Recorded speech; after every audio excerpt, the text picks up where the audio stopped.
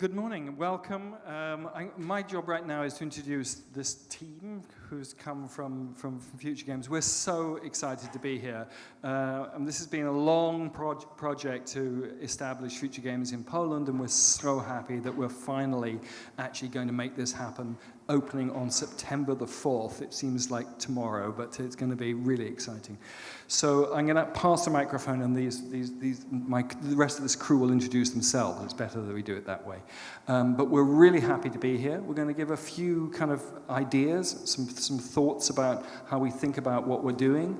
And please interact, please ask questions, because it really is the best way that we can define and come forward to something really interesting. So I'm going to pass it first to Piotr. Yeah. Hi, hello, Piotr Matecki. I'm the business developer responsible for establishing Futuregames Warsaw.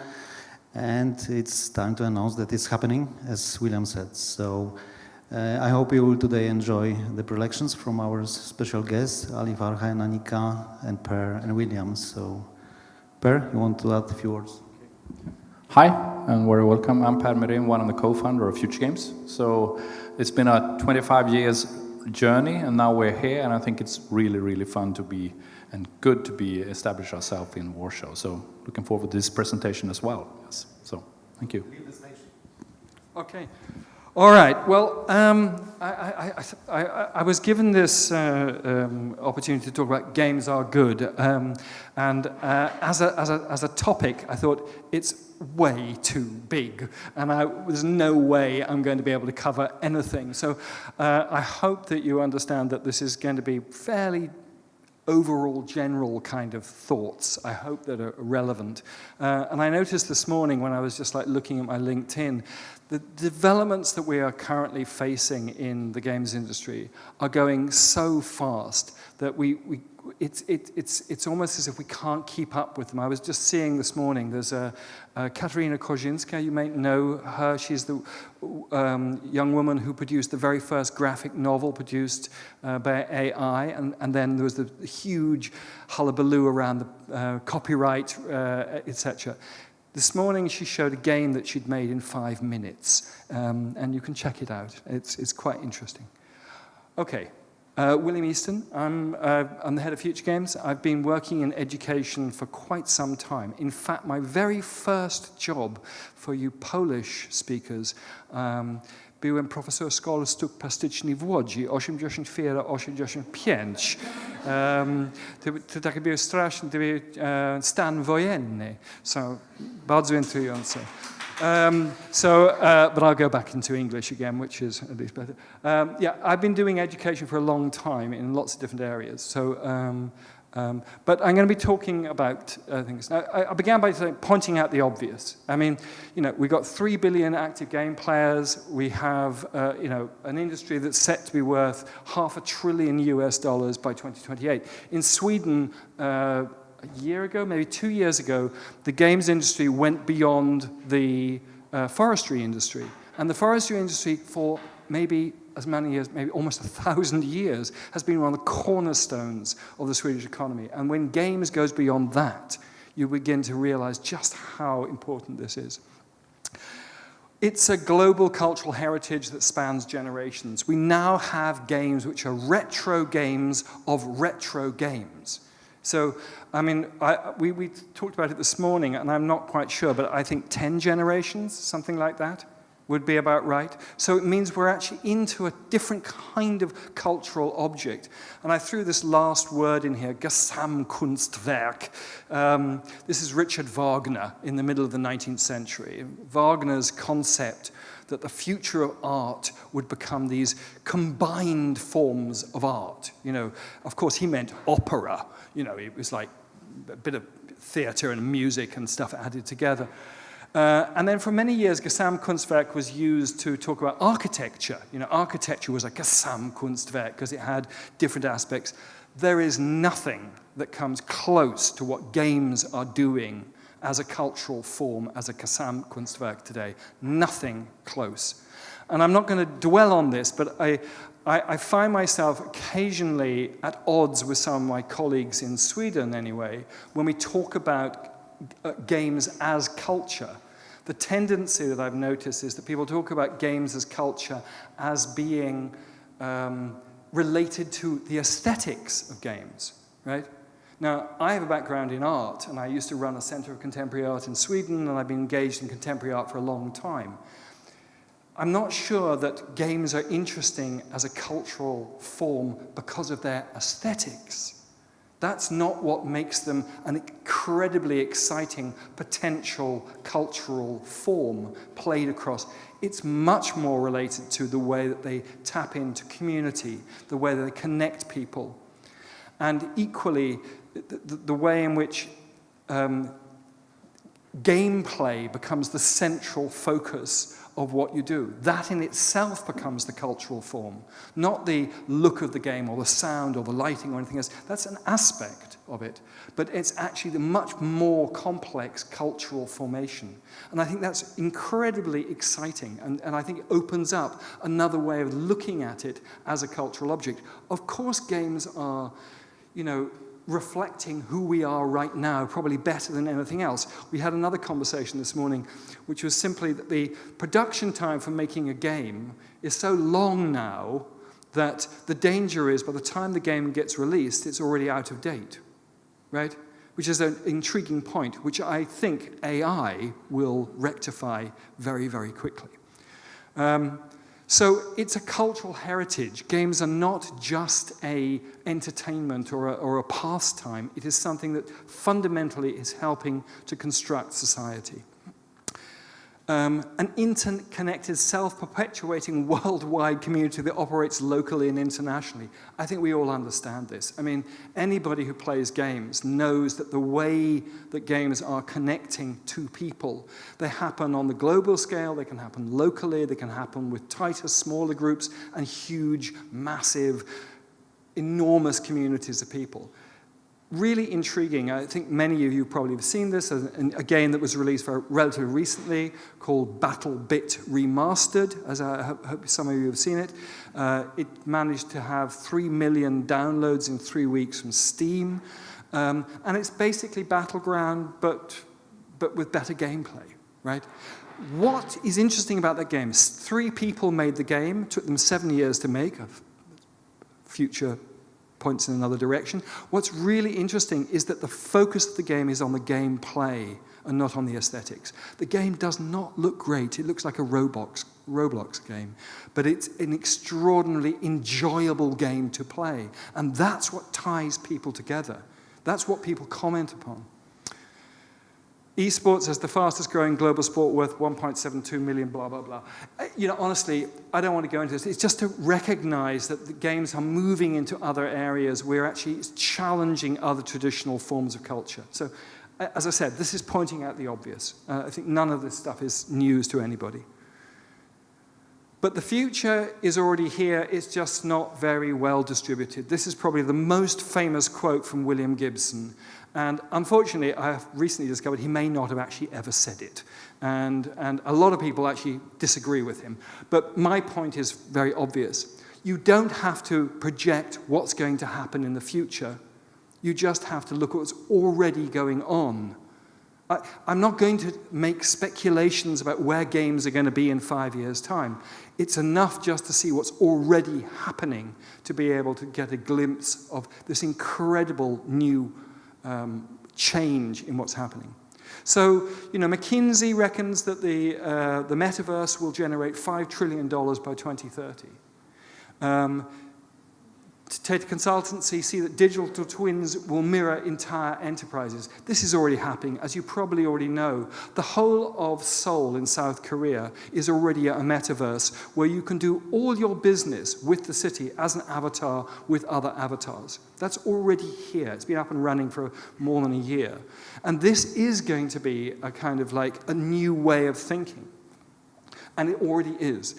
AI will remove 1 billion jobs globally by 2030 and will create 97 million new jobs, generating $15.7 trillion. That's the World Economic Forum saying this. So it's not, I'm not suggesting things I think will happen. This is what we're already thinking is already in place.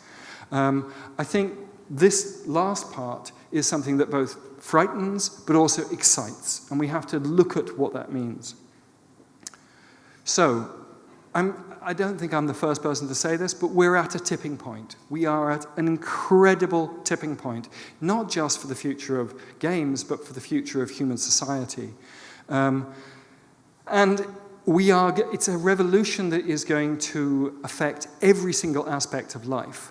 And more importantly, it's something that is already underway and it's already having its effects. I think the reduction in hiring for asset production, for games production in China dropped by something like 6% in the last 3 months, which is significant.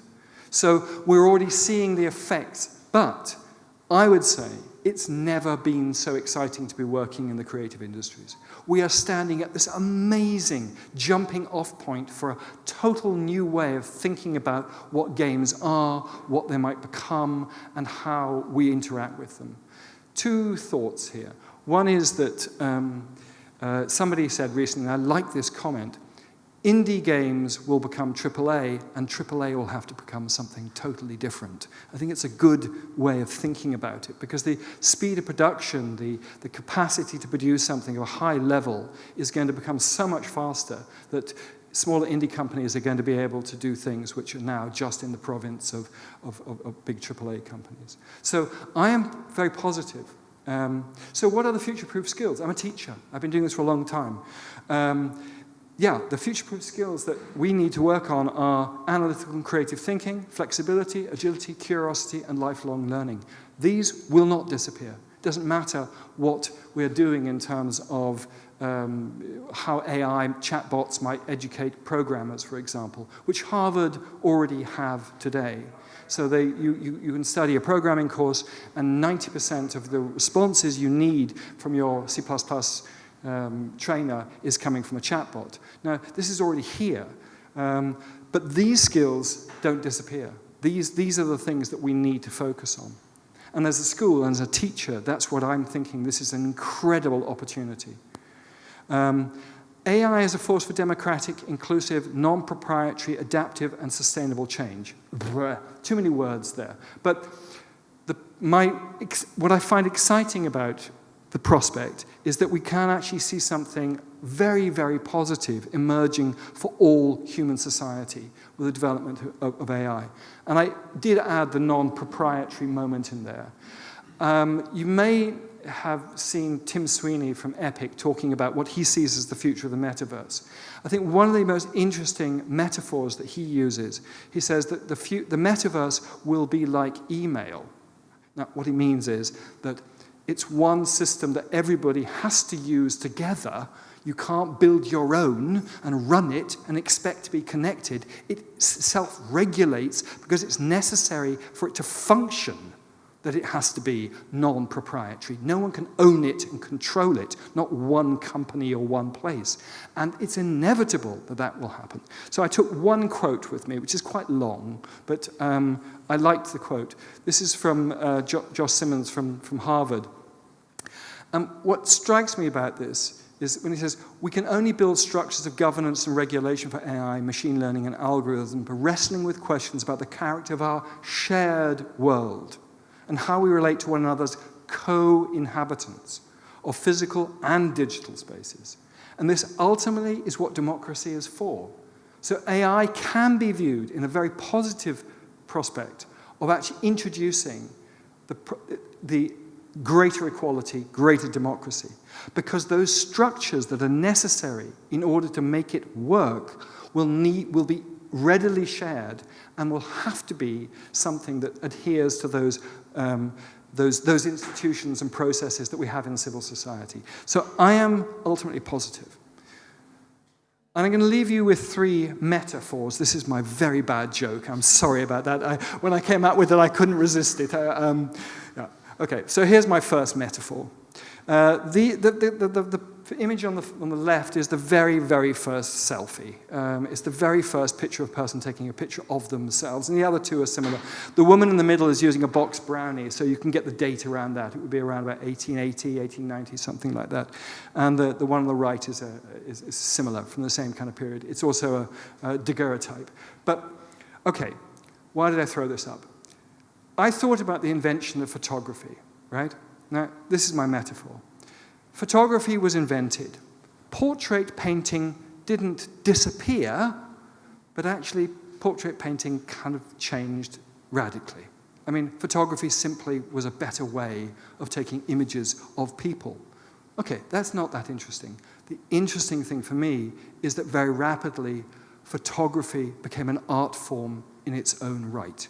So to think about what we're stepping into, we have to think about this as developing its own potential cultural significance, not to fear for the fact that we're losing something else. Just as photography automatically, very, very quickly, produced something that changed the very nature of representation. So my first metaphor is that don't be fearful. If you're a game artist, don't be fearful that you're not going to have a job in the future. Think about the potential of what you can do as artists did with the invention of photography.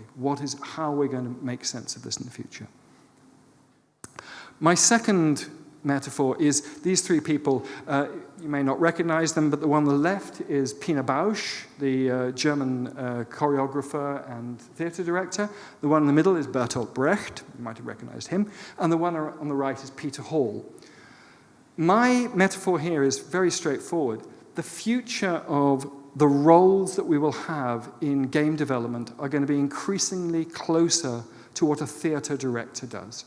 Now, a theater director works with lighting and sound and staging and casting and the whole shebang that connects around the creation of a performance, right?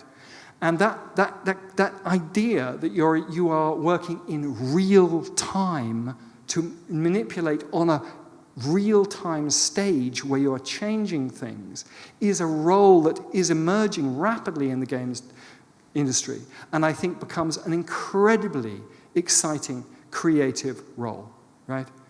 It's not the same as being the person who produces X. It's the person who is seeing the whole picture and being able to work in real time to make it actually function. Recently, I've been talking to an awful lot of important people within the games industry in Sweden because we're developing new educations and we're looking about what we need to include in it. This came back over and over and over again. The necessity for people to understand the big picture of how things are functioning. And I think that offers an incredibly exciting prospect. So it's about collaboration. It's about understanding each other. It's about understanding systems. It's about knowing enough about programming, the system of programming, without necessarily having to code. It's about understanding that, as I think Brenda Braithwaite says, the mechanic is the message, right? The mechanic of games are the narrative elements that create exciting games, right? And understanding those processes is what you need to have. You don't need to be able to be everybody doesn't have to be a level designer. So that's my second metaphor. And my last one is bees. Bees are pretty weird, right? Bees live in a hive, and if they're fed the right stuff, they change into something else, right? You feed a bee royal jelly, and it turns into a queen. You feed it another thing, it becomes a drone. You feed it something else, it becomes a worker. You feed it something else, it becomes the guard outside the hive. Education will become much more like this hive, this globally connected hive, where we are finding those roles that are necessary to keep the whole hive together. So I am extremely positive about that prospect. I am excited by the idea of education that isn't so longer formulaic, that everybody has to reach a certain point at a certain time, but rather people can develop as they want to in the speed that's necessary to contribute to the whole together. That's an incredibly exciting prospect. Education has been a pile of shit. Sorry, I shouldn't swear, but it's been rubbish. Our education system has been useless for such a long time.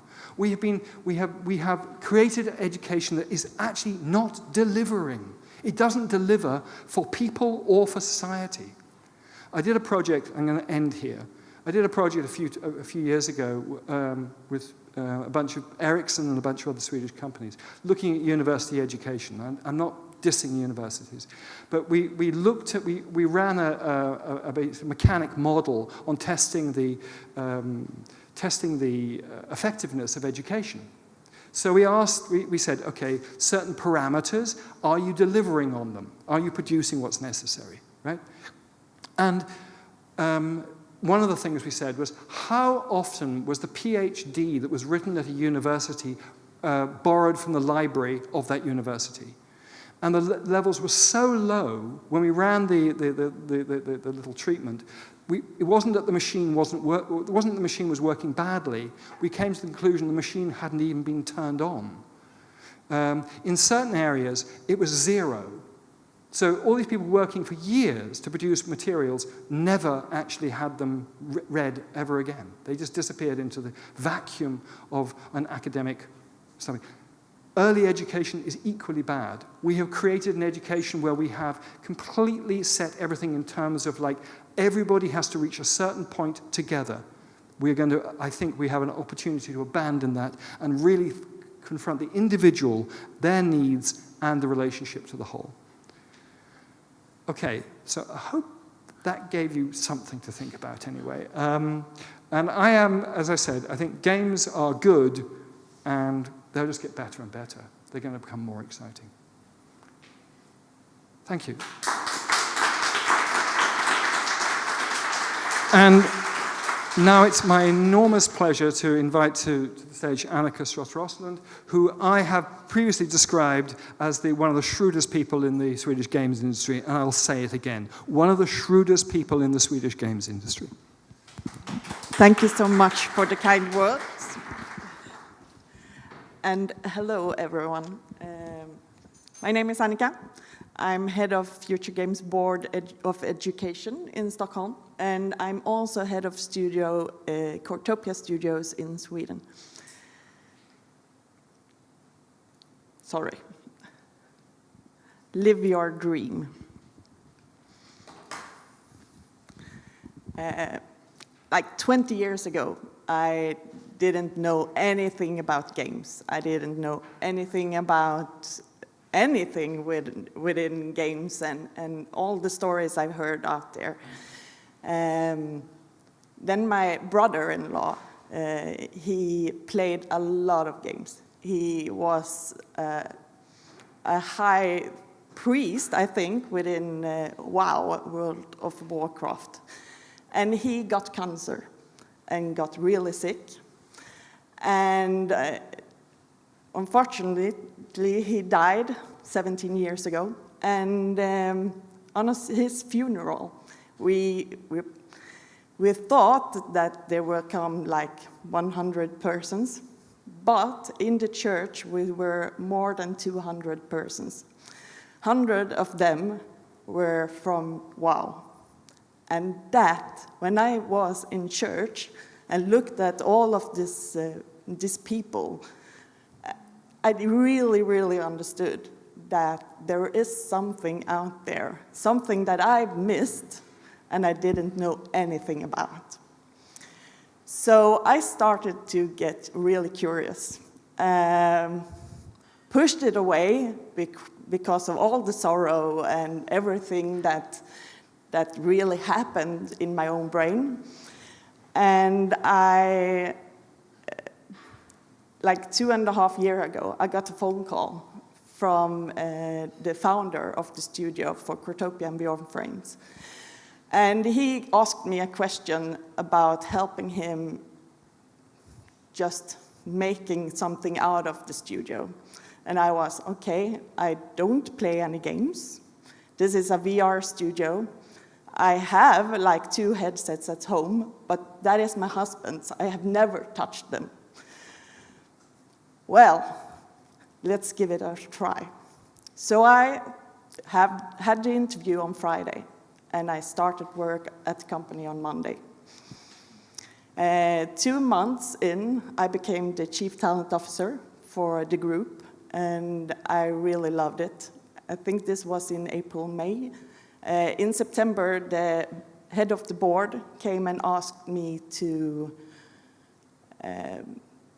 take over this fully owned studio, Cortopia, as the head of studio.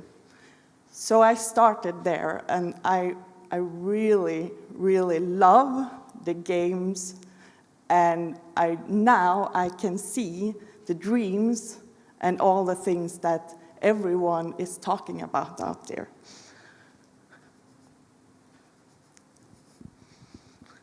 And as I said, I had no idea then, but now I'm the one in my family who is first knowing everything about the new technology, everything about the new games.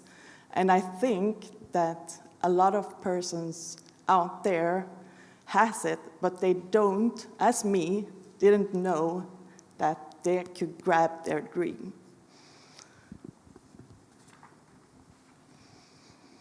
As I said, I had never been within the gaming industry. I had never talked about any games with anyone. I have HR and finance in my back, and I've been working with that for 20 years. 3 weeks in my new role, I come in contact with Futuregames, and they were having interview sessions with all the students.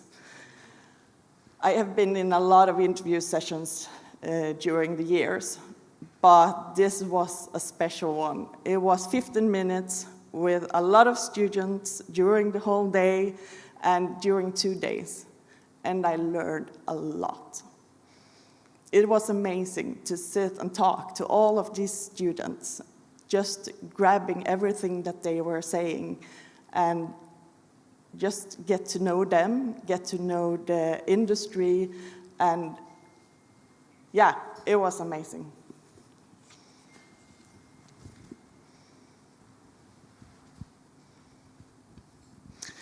During the year when I started at the studio, we were 12. We did a lot of things. We aimed to release some games, and we decided to hire a lot of people. We were 12 from the beginning. We are 45 by now.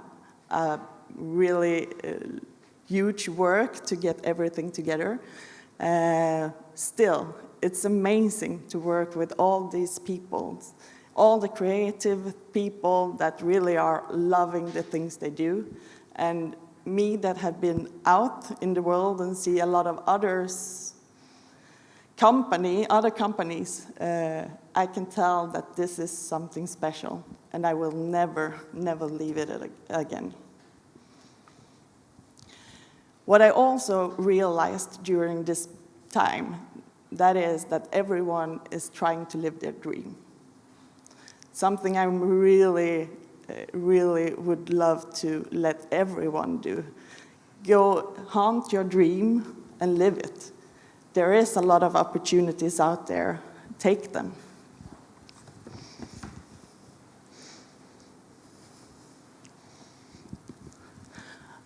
Ask some questions. Place them in your head and try to answer them. Because when you have answers, then you know where you should go and what you should haunt. It's much more easier to grab things when you know what to grab.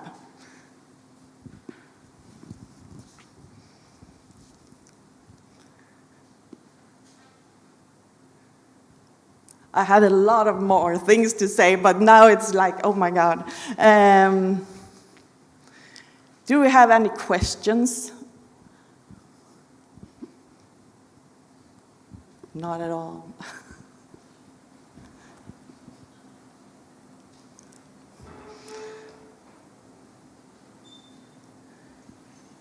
Then I'm already finished, so maybe we should just take a break. Or should I handle the microphone?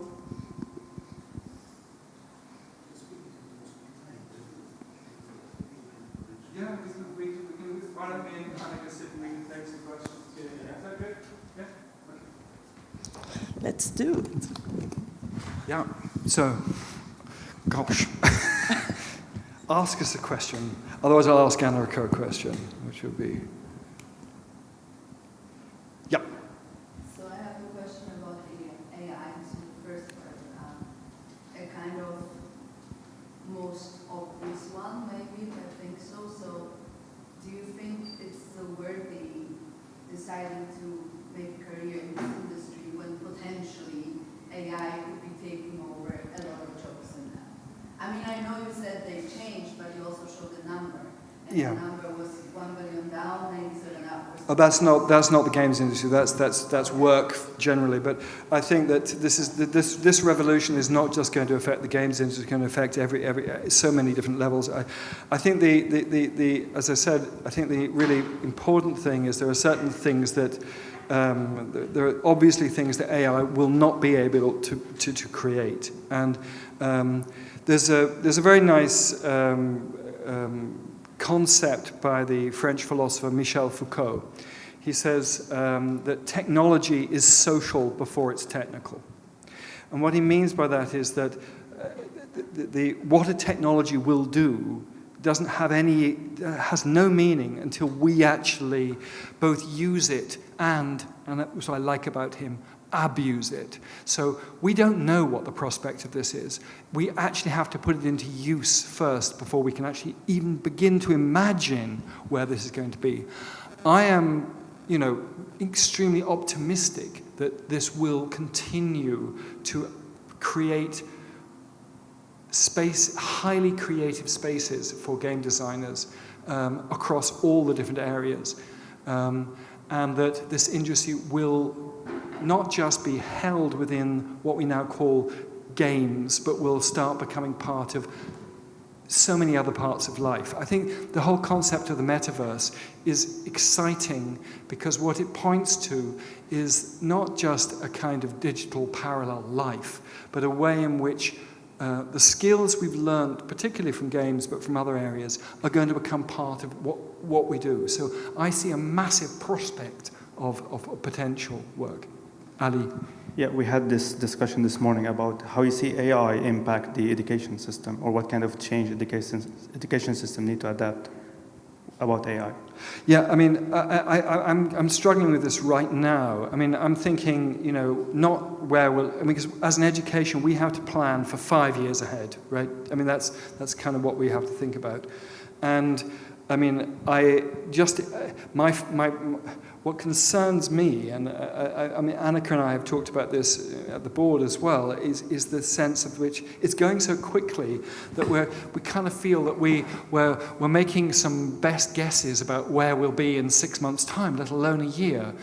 I think the exciting things are the capacity for an individual learning. I think that's really exciting, that you're not held to a system.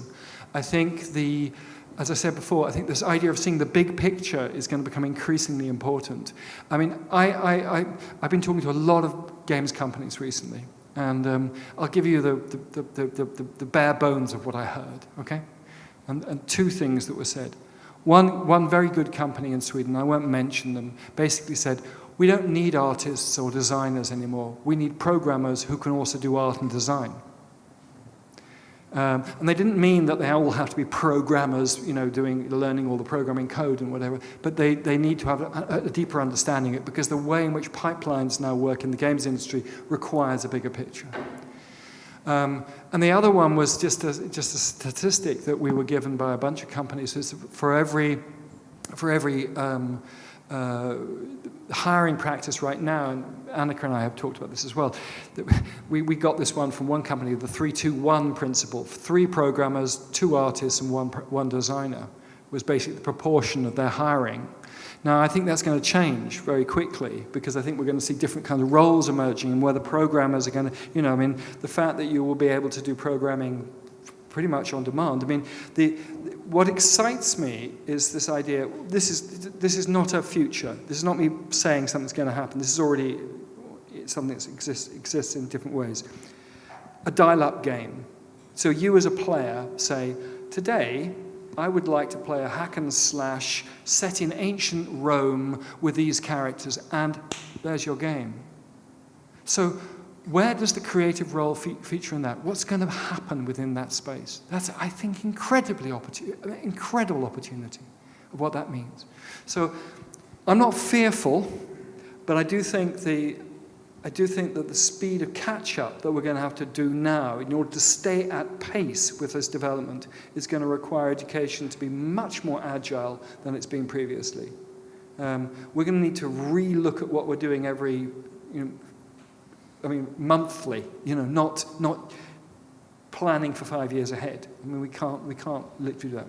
As we have been saying, it's something we still need everyone, but in a different way. So look into the car industry. For several years, they turned all the things around, and they didn't have the people down on the floor. They had a bunch of engineers instead working in a different way. I think I really know that we still need everyone within the gaming industry, but we need to change our thinking. I'm going to be very rude here, and I'm very happy that we're here with CD Projekt Red, and I'm not trying to diss anybody. I really am not. But I would say that the games industry is a very conservative industry. It has had a tendency to recreate itself in the short history of its life over and over again, creating the same kinds of companies with the same kind of processes of manufacture.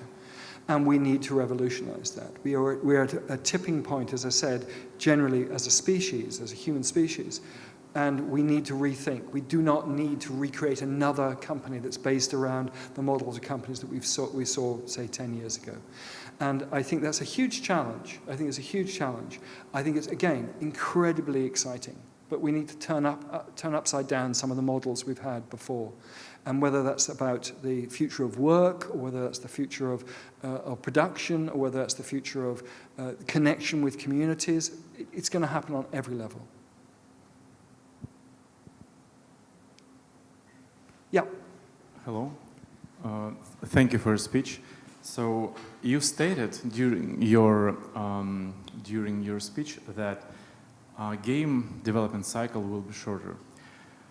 But for me, as far as I can remember, it took like 3 to 5 years to develop game 25 years ago. Yep. It takes 3 to 5 years to develop game 10 years ago, and it takes 3 to 5 years to develop game now. Yep. So for me, it seems that together with tool evolution, the desire to build complex system, complex world, complex characters, evolving as well. Yeah. So please, tell me, like, what makes you think and what makes you believe that? We actually had a conversation again this morning about this, which was there is a problem with the speed of the development of games today is a real problem. By the time they get released, often their cultural relevance has faded. What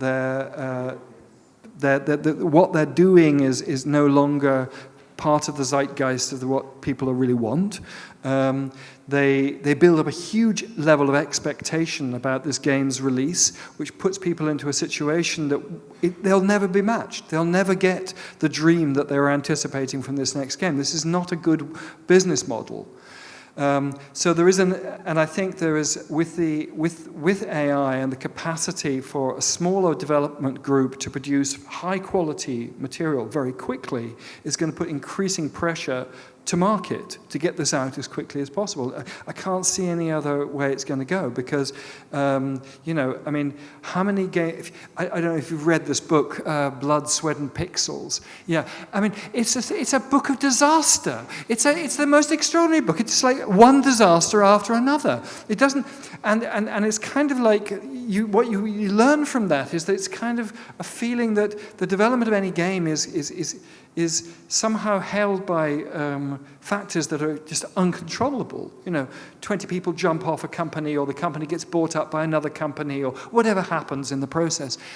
But with AI, the capacity to produce a high-quality product so much quicker. I mentioned to somebody earlier, I met a company from Czechia recently, and they were doing a pitch for a potential investor. And they had an idea of a game, and they made 5 stylizations in 3 days. And one was Wild West, one was ancient Rome, I don't know there's something else. Reskinning them, reefing it. And then they presented them to the client, and the client said, I like this one. Now, he said that if he'd done that a year ago, it would have taken him 6 months of production, took him 3 days to put it together. Now, that's an incredible time-saving thing. I agree with you.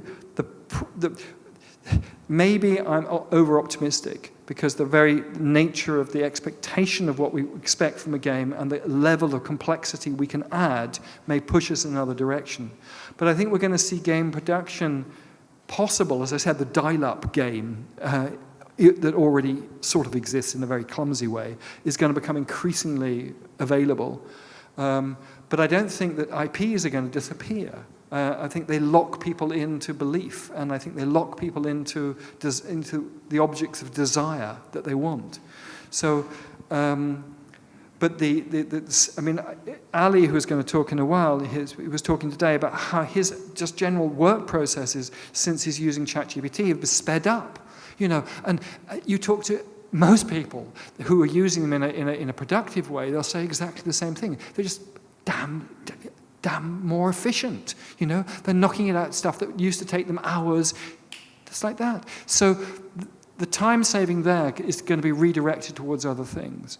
And I hope that education can move quickly enough to be able to produce young people emerging into this market who are going to be pushing that development themselves. Education is not just a vocational education like us, Futuregames. We're not there to just plug holes in the industry.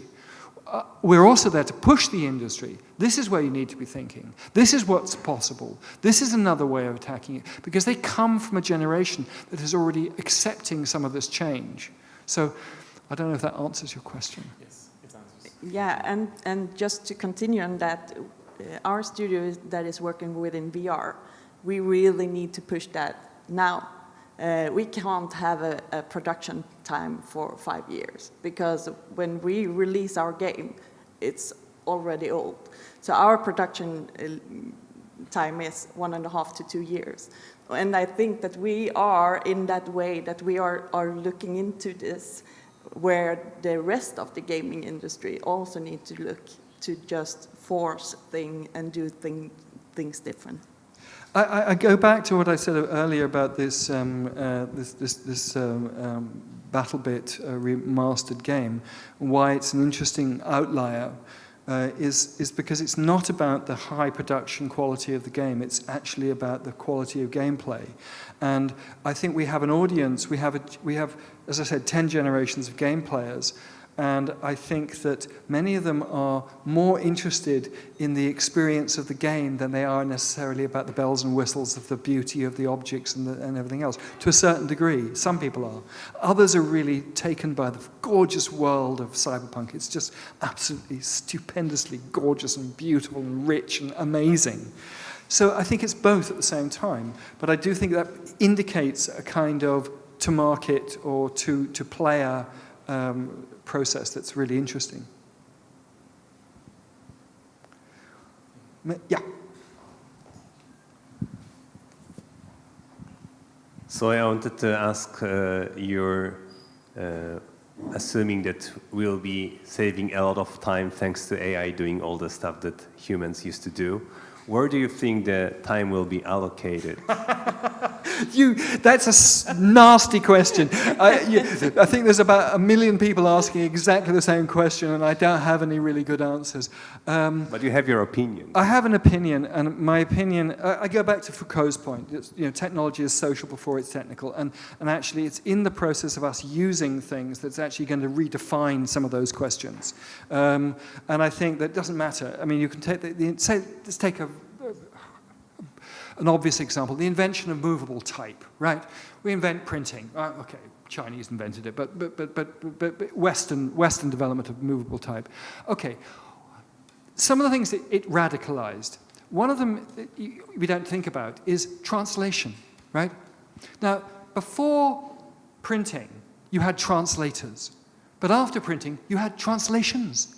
And suddenly, the world of knowledge opened up to so many more people. That was not what Gutenberg was thinking about when he was thinking about something totally different. So whatever's going to happen, humankind has an incredible capacity to recognize these evolutionary processes and to take them on and to adapt to them and to make them make sense for the community that we are, the global community that we are going to become. So I am positive about this. I know there's going to be some, there's going to be a lot of stuff that's going to happen that's not going to feel good. Of course, people losing their jobs, obviously, but a re-understanding of what is work. Rethinking about what is work. What does work consist of? We had a perfect opportunity during COVID for all the awful things that COVID did to us. It educated us in incredible ways about the potential of what people can do in the workspace, on distance, in different kinds of ways, in connecting together. And I think that this is no different. We're going to learn through the experience of actually applying it to actually what those benefits might be. Maybe we should shut up now and let somebody else talk. Yeah? We take a quick break. Everybody could stretch their legs. Back in the day, it would be nip out and have a fag, and we don't do that anymore. But I mean, it actually was one of the most useful time-based things. It gave you an exact period, 5 minutes in another place outside. So 5 minutes, 10 minutes, something like that, and then we'll be back. Is that good? Great.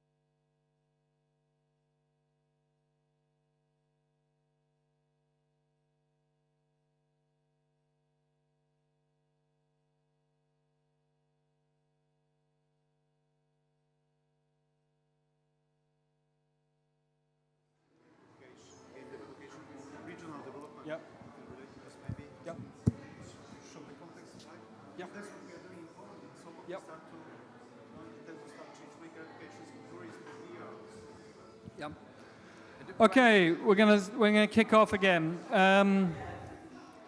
I'm so horribly old that my references tend to be from the 1960s and 70s. So Monty Python. You mean that I'm young? You're young, Per. No, well, you're actually a year older than me. So Monty Python, and now for something completely different is what I wanted to say.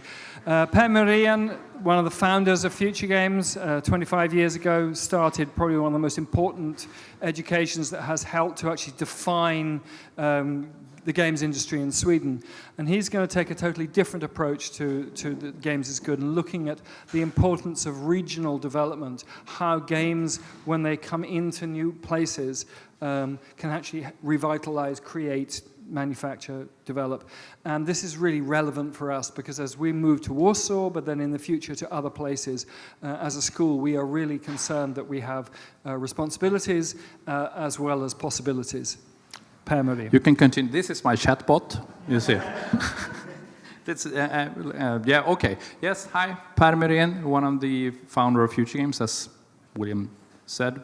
We've been around for this 25 years with game education. I actually recognized that today, and I had a look at my old Google folder, and then where I store everything. So I found some old documents since the late 90s. But okay. Game dev education as a regional growth booster. Long name and a thematic, but as we said, how can this game education be used for cities or regions or countries to compete with this talent? Because everything is about the quest for talents. And you are here, and the students, hopefully online, and all of that. The quest for talent is worldwide. And the biggest challenge for companies or cities or countries is this: how to attract talents, motivated people, or to be talents also. So that's the thing. And I will talk about this game educations, and I will talk about the example of Boden up north in Sweden. We have two people here, two students, Polish students. You can wave your hands. And they have found their way to Boden. Last year we tried to start Futuregames in Warsaw, but we didn't succeed. And we gave them the opportunity to move to Boden, whether that's an opportunity or not, or a threat, but they went to Boden at least, and they have spent 1 year there. Boden is up north. So I will talk about that a bit, but I will also show a short video with Matthias, who is one of the co-founder of Boden Game Camp, and he will tell the story, and then I will, reflect upon his story. So you will have another impact, not just me talking. Okay, the bigger picture is actually this as well. When we talk about how can you use education as working with sustainable development goals, and this is 2016. I used this before, but it's just to show that education as a tool. William mentioned with this lifelong learning and so on, but it's also a way to actually create a better life, economy, climate change, and so on. And that is also how we see this game dev education. It's not just having an education and to create a good game or a funny game or a horror game or whatever, or a best-selling game to make money for a large corporation or a small indie. It's also one of these parts. And what we see is this is a way to focus our thoughts on what kind of education do we actually create or try to find, or as William said, redefine during the time. Both content, of course, but also how we interact with the local, regional, national, global community. And Ali, you said something, we talk about one of the, it's a Swedish company called Embracer. It's a large company. They have some Polish companies as well. But they actually have a head of sustainability. And I think that's probably the first role in the gaming industry, head of sustainability. And that would haven't been true or worth 5 years ago. But it's also that this our industry has changed and become more mature, but also say, okay, we need to work with that, not just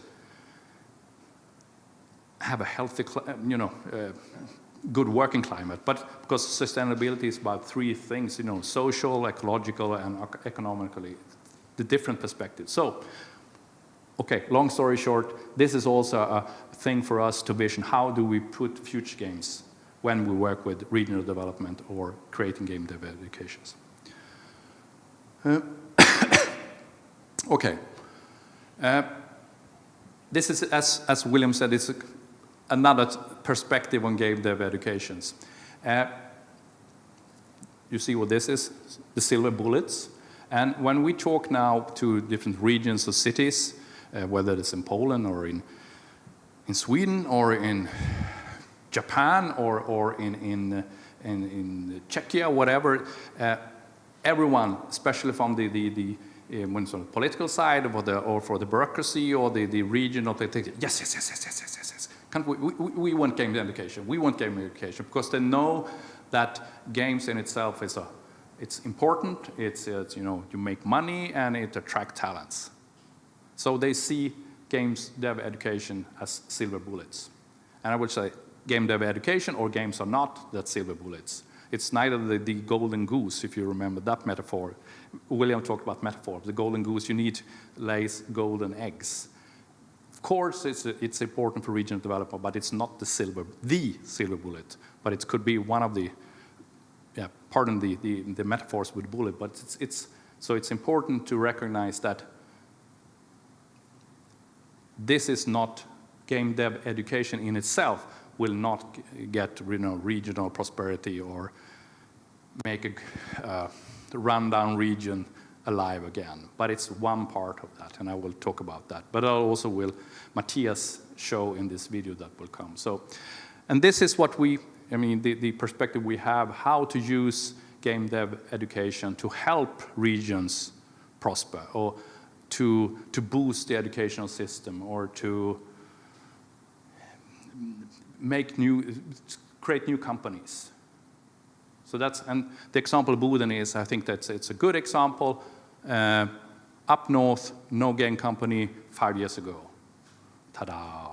Okay, then we'll show this video, and you can, hopefully the sound is so good so you can hear what he's saying. It's not subtitles, and it's in English. That's weird. Okay.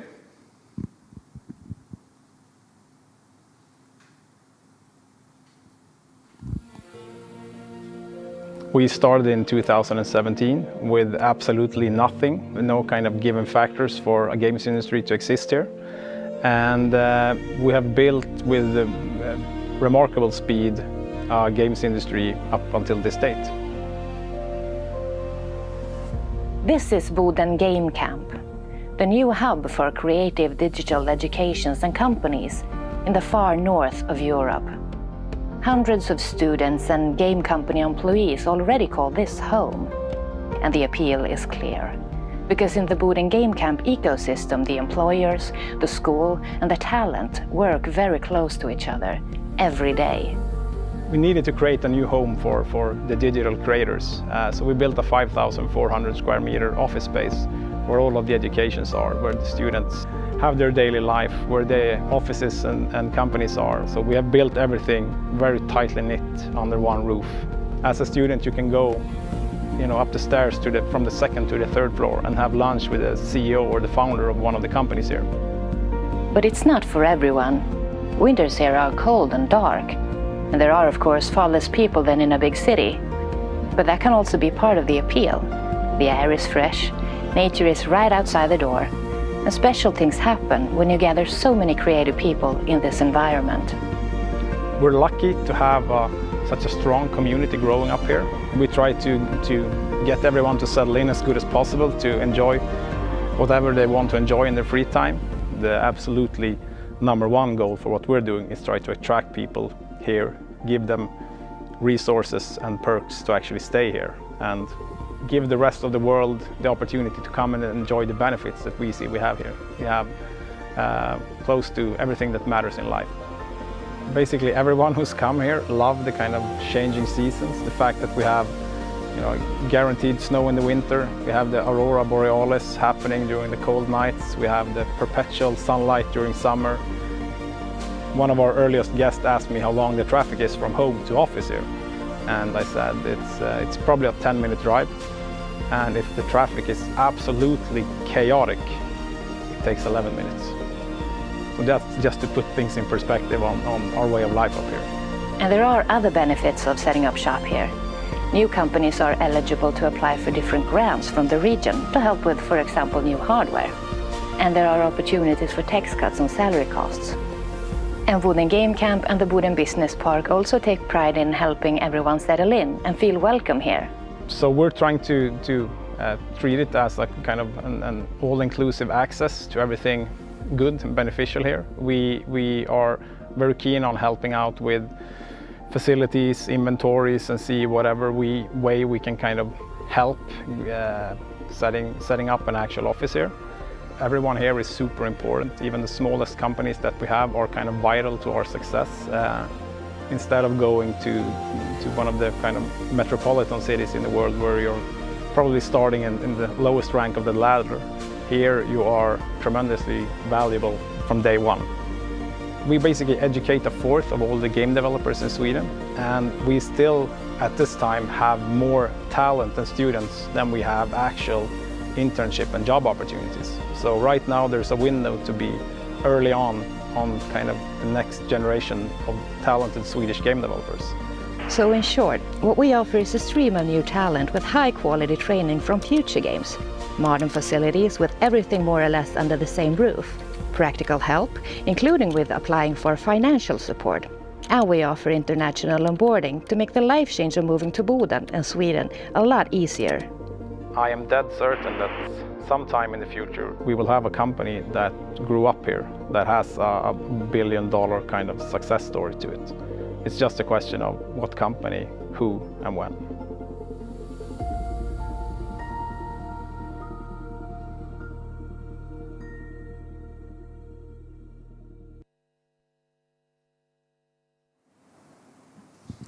Just that was Boden Game Camp. Of course, it was a commercial and so on. It also,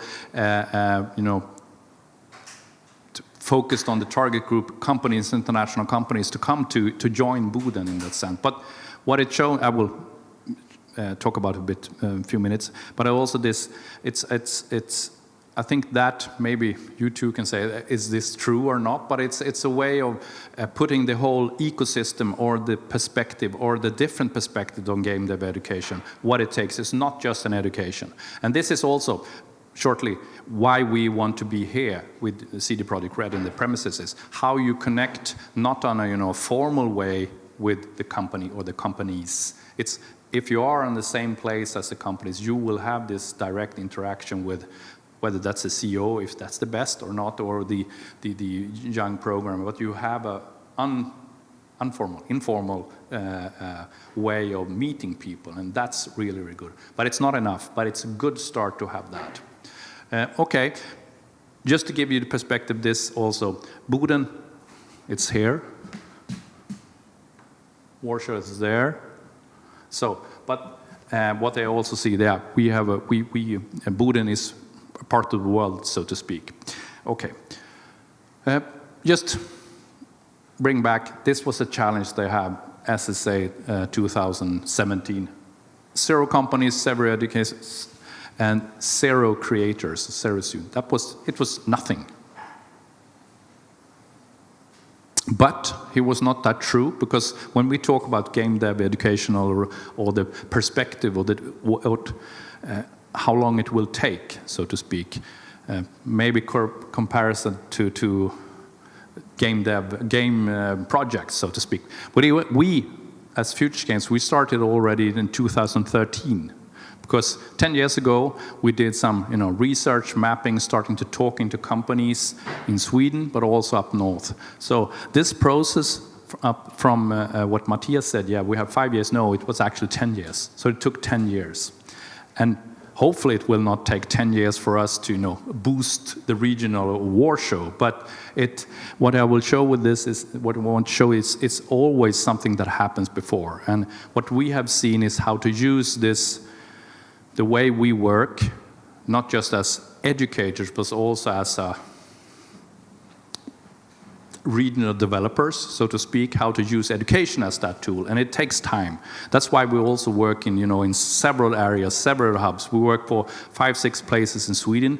We are now in Warsaw, but also 3-4 other places in Europe, just to, sell it.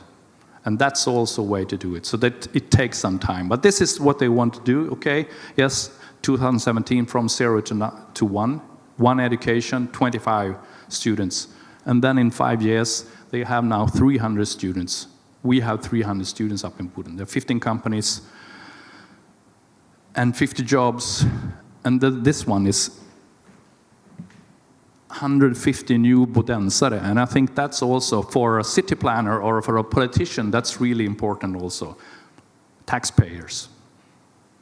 And that's really important. How do you attract new people, but of course empower the youngsters in the region, but also attract new inhabitants.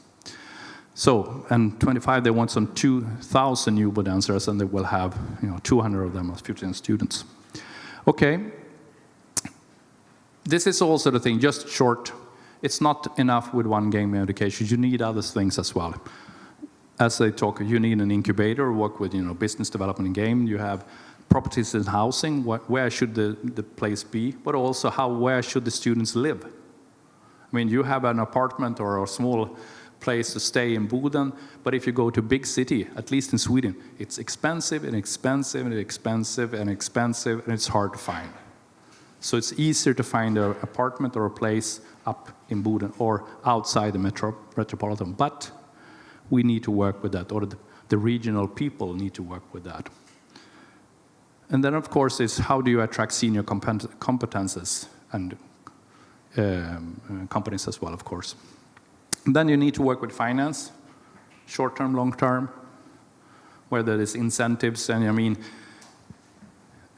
when we talk about regions, we can also talk not just small regions in Sweden, we can also talk about Canada and Finland with, the reduction of taxes and so on. That's a way for countries to work with finance. How do you attract companies to move to that place, reduced, the tax? And then educations, and let's move to Boden. It says also how do you market and attract. So this is just more than just one game education. Okay. I also asked some sort of a ChatGPT. What is this? This was the questions, okay? And it came up with, economic growth, like we had talked about, that's one thing. Diversification, you can also have, of course, if you go to game dev education, you become a programmer or developer, but you can be used, or not used, but you can work in other industries. And I mean, all of the, at least in Sweden, the IT businesses and the industry, they want game developers because game developers are used to, fast-paced, they work with these different engines and so on, but they have a hard to sell their industry to game dev students because the game dev student doesn't want to work in this other industries, our experience. But at least it can show that you can use the skills you have got in a game dev education and other fields. This talent retention, I mean, how do you, as I said in the beginning, how do you attract talent?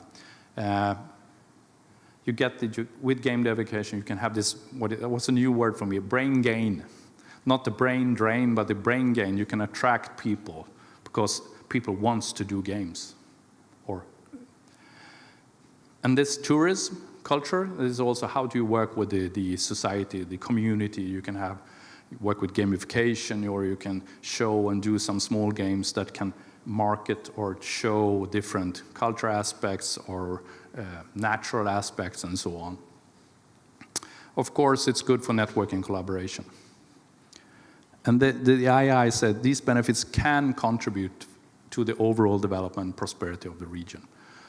This was the 6 or 5 things, But what we have seen is that this, we can call it the X factor, or we can call it, yeah, the things that you don't really see. And that's why our experience of working with game dev education as a tool, locally dedicated people. Matthias is one thing. He's not one thing. He's a locally dedicated people. We need to find these people and work closely with them, because they are the people that will actually get this happen. We can, as Future, we can have a curriculum, methods, and a brand, but we need people. And whether that's in Boden or in Warsaw, doesn't matter. Locally dedicated people. And that AI didn't say that, but I see that as one of the most important thing. So, and the other is timing and persistence. Of course, I mean, it's not luck, but you need to, okay, since we have been around for those 25 years, but at least when is the timing right to start something? And for considering Warsaw, hopefully we will have this, we will start it, and the timing now, since the post-COVID and the lack of educational game dev education and so on. So the timing is right now for us. But also to be persistent. Yes, never give up. At least depending on if you have the finance or so. But it's important to be persistent. And that goes because it's never easy to start. It's never easy, and especially when you talk about the regional politicians, so they'll say, okay, no, we don't want to do this, or it takes too long. Then you need, okay, this is the reason. This is the outcome in 5 years, or in 2 years, or in 10 years. So need to persist. And of course, the long perspective. As I said, not just 5 years, it's actually 10 years. And then you see, okay, even if the game project, you need to see, okay, what will happen in 5 years, independently of the technology. There will still be people in the region, there will still be people in the city, and so on. So you need to have that. And also, this will influence as you say, how do we run the kind of education? Because as you say, the theory and the content will get obsolete whether that's 18 months, but then the students comes out in 2.5 years, and then we have a second round, and so this 7-10 years perspective. So it's important to have that long perspective, not just a quarterly report. So all of these things, what this is when we talk to the regional planners or politicians or people with money, this is what we say. So they need to take this into consideration. And this is exactly what we are now. And when we are talking in Poland, we're not just talking to Warsaw, we're also talking to Sopot, we're talking to Krakow, we're talking to, Piotr names it. So we are in several regions because all of them wanted, okay, yes, we want game dev educations. But we also saw that, okay, no, you don't have all of these things, what do you say? You don't have that on the plate today. But in Warsaw, yeah, or maybe part of my Polish pronunciation, Piotr, but it seems to be, yeah, we have more things on the plate that actually goes with this. And that's why we're also starting in Warsaw as a first step.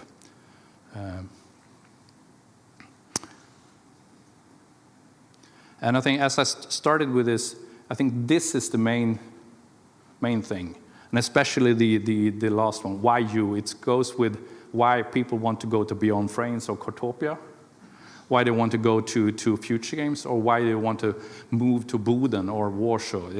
It's how do you actually work with this, because this is the main thing. We will do a work in Copenhagen this fall, Denmark, city of the capital of Denmark. And they have both a competition between Malmö, because Malmö they're close, and we have educations in Malmö. But they also compete, with Berlin, Paris, Barcelona, on this attraction, how to attract people. So, but they have the same challenge as Boden has towards the bigger city Umeå up north. So this is what we contribute to the process with game dev education, but also what the cities or the region needs to think about, because everyone wants this, everyone wants talent. How do we make it different? So, and hopefully we, as Futuregames, with this brand, we have this experience and this, this history track record. We can actually say, yeah, work with us, and you will have a slightly better chance to attract this the talents or the companies connecting to the education. Yes, I think that was all for me, and yes, that was the perspective of game dev as regional growth booster. You can use this and go to the parliament and talk about that now. Yes, it's free. Yes, okay. Yes, Ali.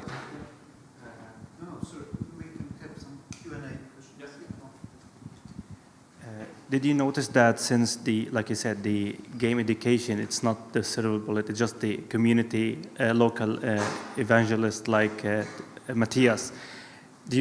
So it's a lot more components involved in that education, which means different educational locations might produce different quality because it's part of their nature of that location, which is really interesting. So we'll have a diverse skill set.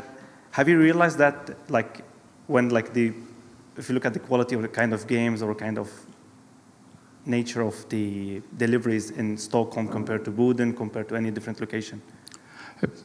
Yes, and that's both. Maybe William can elaborate on that, but it's both in two things. One is that we can talk about quality, and that's one thing. It can differ, or not to say that another is better than another, but it's different depending on the kind of students that attract. That's one thing. The other thing is that we have seen different mentalities of students. This is in Swedish, grov, I don't know, it's broad, really, the mentality of people, students in Stockholm has been, yeah, we want to be at a AAA. I want to be that. Okay, yes. And then we have tweaked the education in that sense. Up in Boden, we said, okay, well, more people there, yeah, I want to create my own company, or I want to be a generalist, or a bit different, super broad. But then we need to see what kind of education can we make to support that kind of versions. So it's a bit different. It's like, okay, you're a city guy, city girl, or you're a rural guy or a girl. But the thing is, with game dev and game project, is that if you go back to this,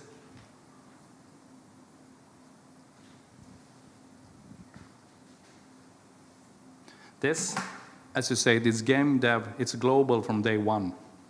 And that makes you can sit in a big city like Warsaw, or you can be in a small hut outside Boden, but you can actually create games that have a global attention, and of course a global competition as well. So not that easy, but you can produce it outside, and maybe you can have some other partners as well. And what has been with Boden, or with rural areas in Sweden at least, it's, senior developers, they have actually moved, they're going back to their roots. So okay, I have a family, I don't want to, they move and they can continue producing outside the big cities in that sense. But it's not, plus or minus, it's both at the same time, but it differs. Yeah. Thank you.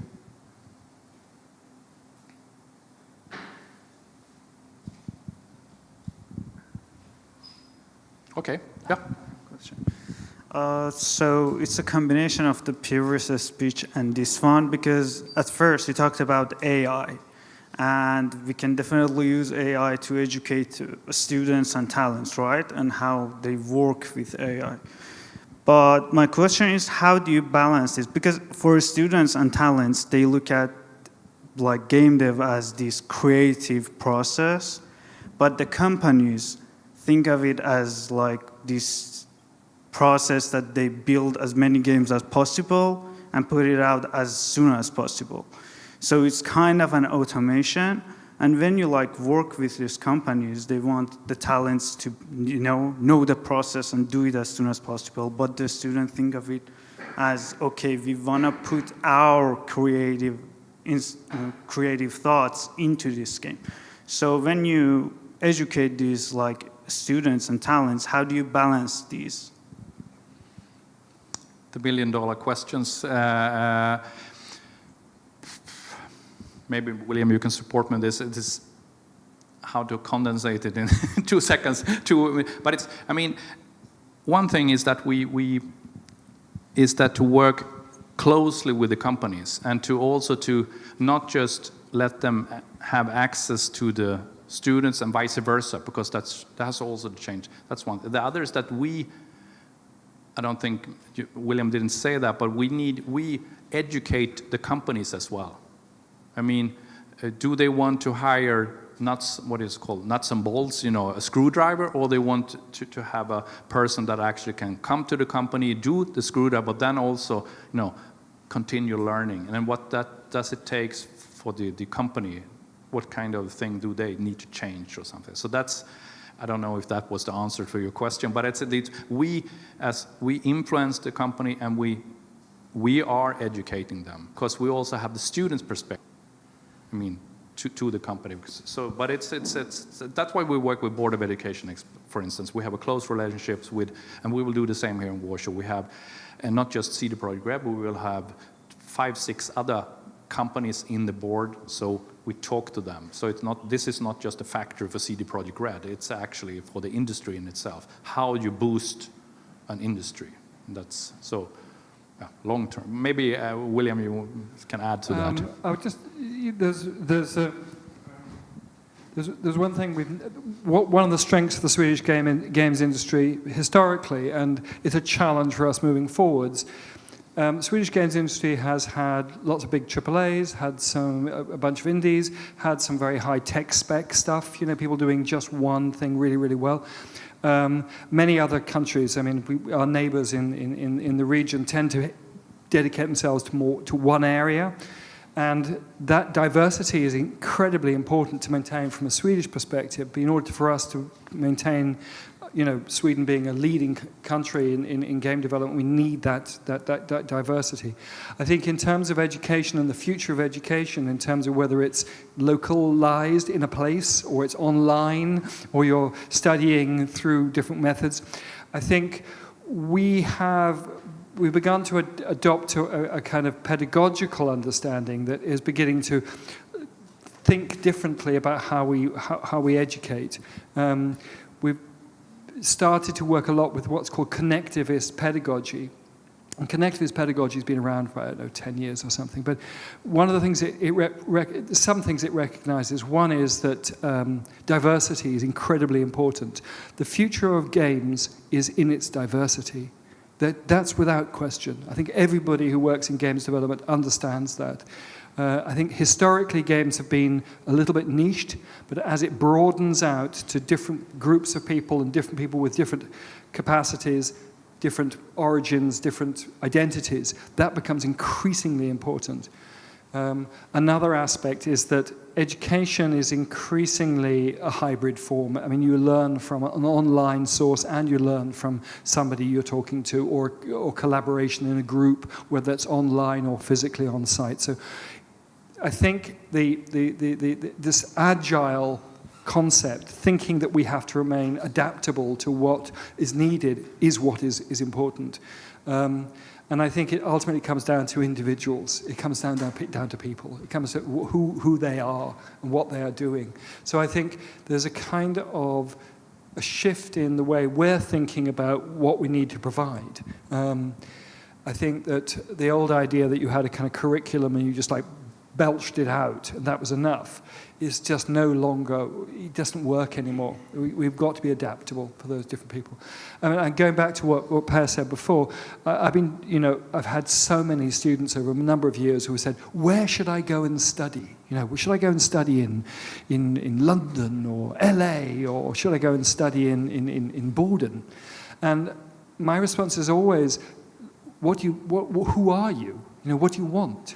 Because there are outstanding schools all over the world in both these places, in the main cities and in small areas. Alfred in upstate New York is basically a school which is It's an art and architecture school, but it's in the city itself is basically the students. You know, the town is basically the students. For some people, that is the best place to be. It's a collegiate, campus-like feeling, and it works really well for them. For others, they really need the buzz of a Warsaw. They really need to have that thing, that backdrop that's constantly there. So it's very much individual. And I think that also is about the companies that these places create. It also reflects the kinds of values and things that they want. So I don't know if that answers your question. But I think diversity, in all its aspects, is the future. And maintaining that by offering a variety of possibilities is how we're going to guarantee successful education. Thank you. Other questions, or otherwise I have the last word. Never, not let William have the last word. I will have the. Okay, yes. So generally, this will be not a tricky question. I would like to ask, what could the world learn from Swedish game dev? And for example, what you learn from other countries trying to open development schools there? What we have learned. Learn as a Futuregames. This 5-6 from the AI chatbot was one thing. That's the that's like some sort of a that's the standard. What is the base? The three other things, that's dedicated people, timing and persistence, and long perspective. I think that's the biggest learning, if that's one answer. But it's how do you work with locally dedicated people? How do you get those people or people's organizations to work for yourself? Or how do you tap in? It's classical, good consultancy work. Just to give you, the organization we have, William and Piotr and me, and so we also work in other fields. We have worked as urban development projects. I will work with sustainability for 20 years as well, and we come from art and food. We work with different aspects, and these kind of learnings from that kind of consultancy work, how do you put that into old school methods, put it in a new system, game dev education, and try to see how is that possible to tweak. So I think that's one of the upside from us as Futuregames. A lot of other experiences how we work with development, city development or business development or personal development or all of that. So that's one thing. But I think the the last things, that's the big learnings. Because how can you be persistent? How do you keep on doing? Okay, we didn't succeed now. Okay, next year. How long can you be persistent? When does the finance say stop, or your what do you say? Your brain says, okay, stop now. Now it's no use. And to have this long perspective, because I mean, as you say, game projects, digital game is it 40 years? If you compare it to film, they are 100 years, and then you talk about books and so. So it's a pretty not childish, but you understand. It's a game dev. It's young. So that's why you also say, okay, what's the next 15 years, this long perspective? Was that answer to you? Yes. Yeah? Okay. Yes, and then it's, of course, one of these, how do you make money? I mean, we're not NGO. We like to make money. Do good, make money. And I think this do good, I think that's one of the things for us is, I mean, these numbers, just to actually see this as well. Yeah. 300, 500. Actually, students that come to, now it's just this Boden, but we have 1,000 in Sweden. Yes, they get a job, they get a salary, they can work with something they really, really like. They have played games since they were 6 months old or something like that. And now they can actually have work with game. And I think that's, for me, is this, wow. I mean, I've been, William can say the same story. I have grandmas and grandpas calling me, okay, can I trust you? What is Futuregames? Can they go to Karlstad? Can they travel to Boden? Can you promise Promise me that. I mean, we have the social interaction with the families. It's not just selling a good story on the web. It's actually people calling me, yes, can I trust you? Yeah. My 18-year-old kid, they want to go to Boden and become a game developer. Is that a real occupation? Huh? What? And of course it had changed now since the parents of the 18s are in the 40s that have played games, but it's still this question, is game dev developer a real work? But now, so, we can get 300 students to get a job, and I think that's worth everything for us when we get people actually, living the dream, as Annika said, going, create company, work as game developers, and it's fantastic. Yes, Mike? I was wondering regarding your goals for 2025, is it the max capacity that you're able to handle, so to speak? Like, this is just for Boden. I mean, for Boden, yes. Yeah, is it the max capacity of students that building can hold, for example? Like, I think so. I mean, one thing is also that to take in consideration, how do you get people to move to Boden? That's so, especially in Sweden, because Boden is north. So it's how do you attract, even if you want to have 12 education, how do you get students? And that's why for us, it's easier to have education in Stockholm and Malmö because the base of students is much more higher. And same goes with Warsaw. Boden is, so I think that's the max. I think it's a high figure. I don't know if it will work out, but it's the goal of that. Because they also want to have 1,000 new Bodenser.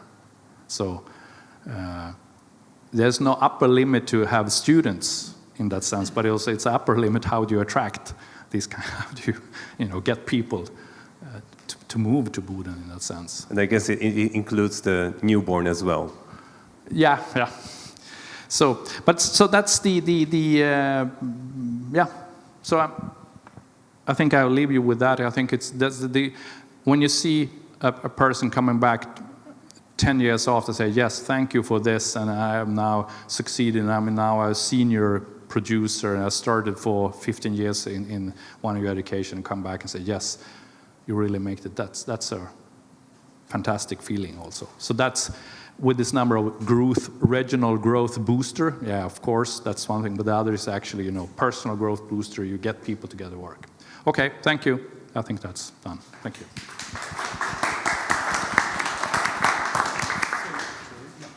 We have a few moments before our next speaker. So myself and Piotr will talk a little bit about actually what's going to be happening in Warsaw. We thought we might give you some perspective on that. Yeah, we are waiting for Luigi because we are way ahead with agendas. So I thought I will be a candidate now. Let's pretend I'm 19 or 20. I'm going to interview you. No, and I'm not going to do that. I will ask you tough questions, which I get on daily basis from I mean, candidates. Look, we're going to start 3 educations, art, design, and programming. This is from experience. We need all 3 parts in order to actually create an education.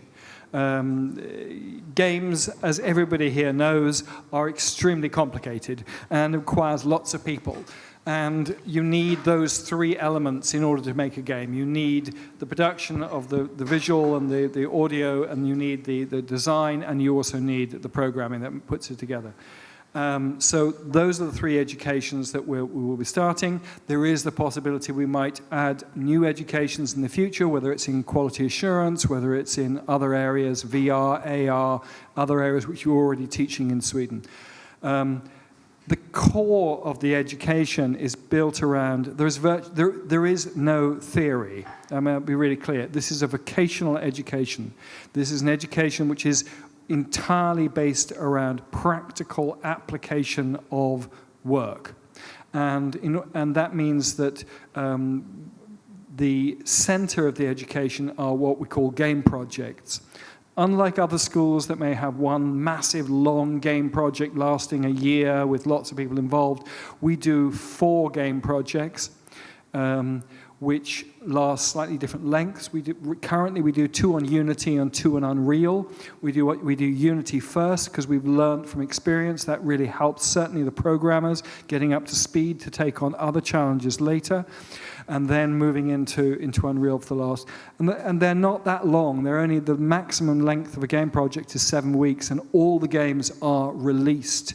I made a decision when I first started at Futuregames that we will release all the games, and it's changed the nature of the work that we do, because by doing that it means that the product has to be ready for market, has to be ready to be played. It can't be a prototype. The other central part of the education is a 30-week internship, and historically these internships are understood by the companies essentially as probationary employment. You take on a student for 30 weeks and then they continue to work for the company afterwards. And we have in Sweden a very large number of companies already involved in that. I mean, I'm sure if I was to name all the major Swedish AAA companies, they're all involved in that continuously. And we have a placement level of around between 90 and 95% of the students into work when they graduate. So we actually have a requirement from the Swedish government that 80% of our students have to have found, this is for the educations in Sweden, have to have found relevant employment 1 year after graduation, which is compared with other educational forms is extremely high, and we've never, ever come underneath that. It's never been a problem. The challenges are getting greater, I have to say. I think companies are more global than they've been before. They recruit from all over the world. So there are new challenges emerging, but I think those are the core aspects of what we do in terms of the education. You basically covered my main questions. No, there is one more. Who's teaching in Futuregames? Oh yeah, who are the What's teachers? The structure of I mean, how we? Yeah, I mean, currently we employ around about 900 teachers in Sweden every single year, and 90% of those are people from the industry. So that if you're going to learn lighting, you'll have a head of lighting from DICE or something like that. That's the only way to do it. It keeps the material relevant. It means the students have enormous respect from what the people say. It does come with a slight problem. These are not professional teachers. These are people from the industry. So it does add the quality that sometimes things don't work perfectly. But we are willing to have that because we can onboard them, we can help them, we can support these teachers. But we can never guarantee you're going to get the perfect lecture from somebody. These people don't do that on their, but the advantage of having somebody, well, give an example. We train in Agile, right? Absolutely essential, without question. We have to have Agile training for all of our students. Because if you're going to work in a pipeline in a complex industry, if you can't use basically agile methodologies, you are not going to understand how to work, right? So who do we employ to do that? Well, currently we have a really, really great guy who's the head of Agile implementation at DICE. And so his Agile training is entirely related to the games industry. It's not theoretical Scrum training. It's actually how it works on the ground for a major company. And if we didn't do that, I'm not sure we'd prepare our students. If there's one question I get most from the companies is that we need an increasing capacity for students to work in a complex pipeline immediately when they start their internships. They have to know how you work with these complex, maybe global pipelines with a level of efficiency necessary in order to deliver. And if we can't train our students to do that early in the education, they're not going to be able to fit into these companies in a way which makes them directly employable. Today in Sweden, 50% of the students who attend Futuregames have already taken a university degree, often in games. So they are already quite a long way along in their understanding of how to work. But in some aspects, what they're lacking often is the practical capacity to actually work in the manufacture of a game or working in a company in a complex pipeline. I think this networking aspect of this is also worth underlining, because you really jumpstart your serious networking, having as a teachers the professionals, right? Yeah, I start on the day one. My normal first lecture to all the students is, by the end of today, I want every single one of you to have a good LinkedIn account, because otherwise you're not going to be working in the games industry for very long. This is not a nice to do. This is a have to do. This is how you connect into the games industry. And if you haven't got it within the first week, well, I send nasty emails or something like that, because this is what it's about. I mean, again, connectivist pedagogy fundamentally sees networking as the principal way of building those skills that allow you to develop in the future. My job doesn't stop once you get a job. You know, once the student has got a job, they still have to develop. They still have to go forwards.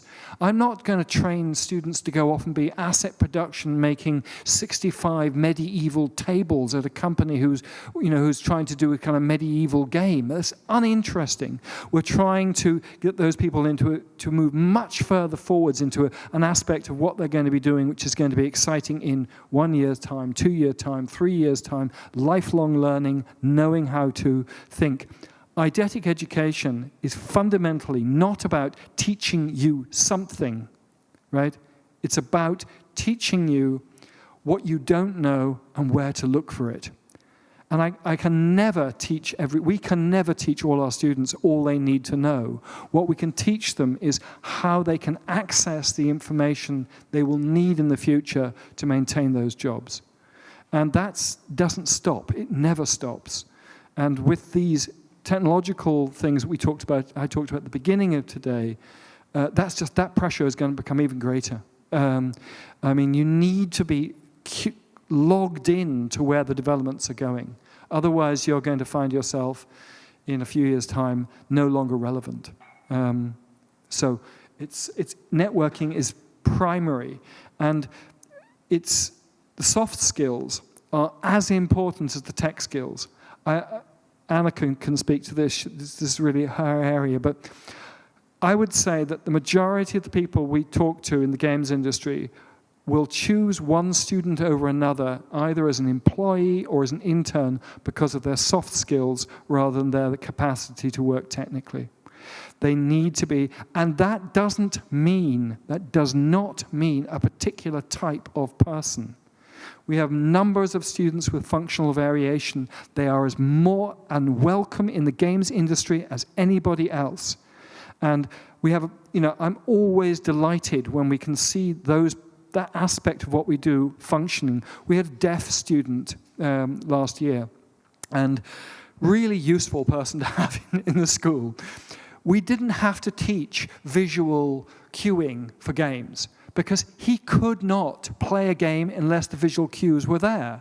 I don't have to have a special lecture on why visual cueing is important in a game when you're working with somebody who is deaf. It has to be part of the game.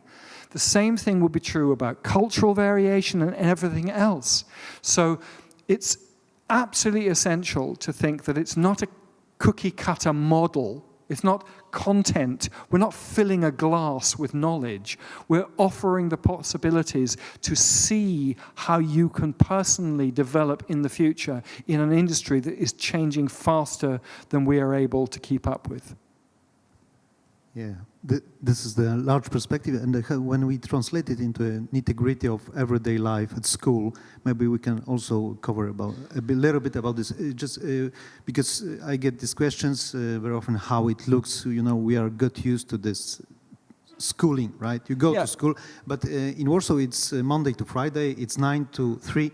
At the starting point, but what happens next? What happens after 2-3 weeks? Because this is interesting. Well, we throw everybody into a game project really, really quickly. That's essential, because working with other students immediately on a project is a best way to find out both your own capacities and also what you don't know. I say to the students, and they always get shocked on the first day, you're probably going to learn 75% of what you're going to learn at school from your fellow students, not from our fantastic mentors and our industry contacts and our teachers. You're going to learn it from each other, because that is working together on the complexity of a game is how you will anchor knowledge. It's not just about giving you the manual of instruction.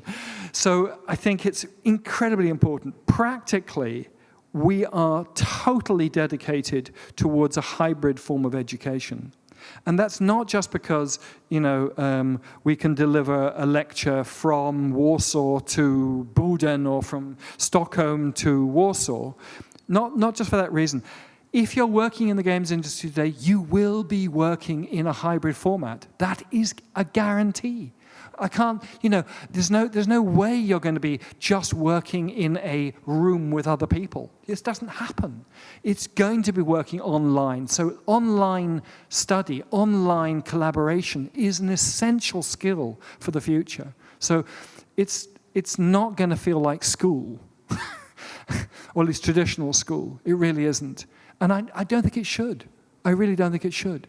I think we love when we do game projects. I mean, game projects are you know, what the students look forward to most. We just completed Game Project 3, a big Unreal project, and we asked the industry to come forwards with the themes for what games we should make. We have industry people who come in and do the mentoring during the project, and then we have a big jamboree jury session at the end of the whole thing when we bring in top people in the industry who come in and we encourage them to really give tough criticism to the games, because this is not an industry that's going to accept, you know, oh, I've sort of done something okay.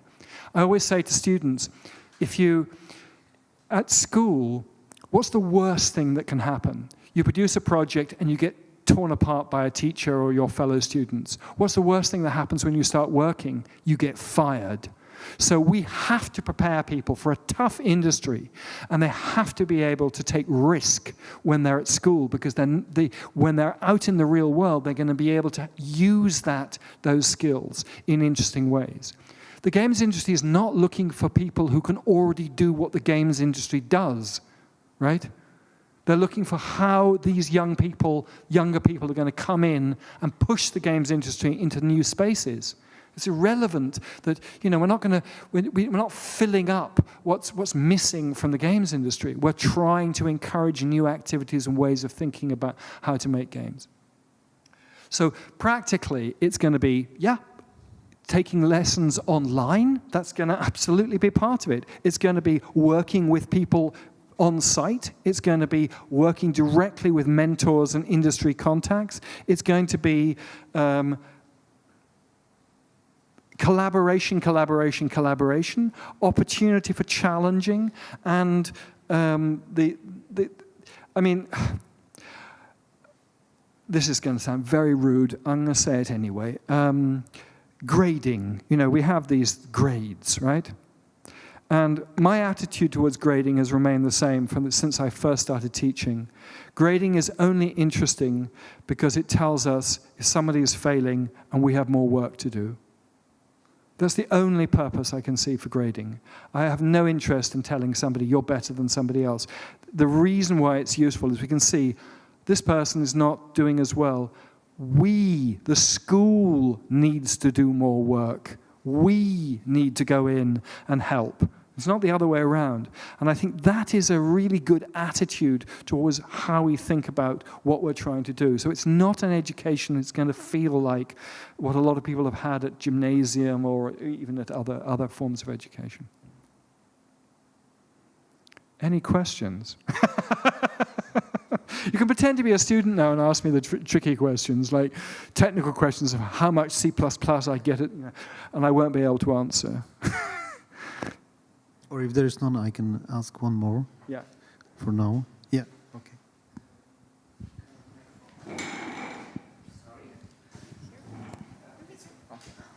Thank you. I have one very technical and specific law question, which can interest the potential student. What happened with intellectual property, which students create during your study? Oh, good question, and damn tricky. Basically, the way it functions for us, and I will need local help, and if there's anything particular for the Polish situation, but in the Swedish situation, it works like this. While you're a student, we own all the material that you produce. So, why do we do that? Well, mainly, it's to protect the student situation in case someone steals it. It's very hard for an individual student to go up against somebody and say, hey, look, you stole my game, or you stole my something. If we go in and say, right, we're going to release this out through our multiple channels of communication, they back down or don't do it. If a student then creates their own game, this happens quite regularly. We have a number of games. We have a couple of new started companies in Stockholm. They've already released a couple of games.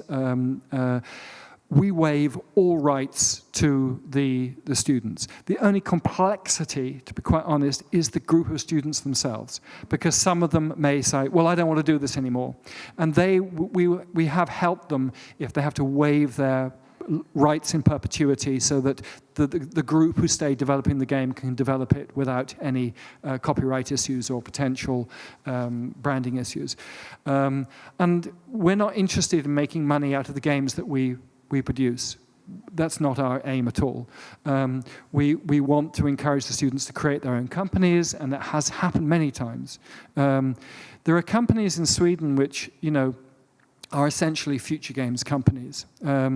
Starbreeze, when it first started, was basically 90% stock of Futuregames students. Hazelight, when it first started, they won Game of the Year last year for It Takes Two. That's basically, it's not anymore because they've brought in some hot hitters from other places. But when they first started, it was almost entirely made up of Futuregames students.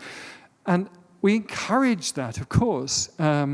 And we've even moved it so some students have done their internships themselves. In other words, they've created a company, and then we manage that company during the time of their internship so they can carry on working and developing a game. There's a company right now that's doing that, and they've released 2 games. One that was picked up by Mishima, and was, it's a game, it's called How Fish is Made. It's a kind of horror game.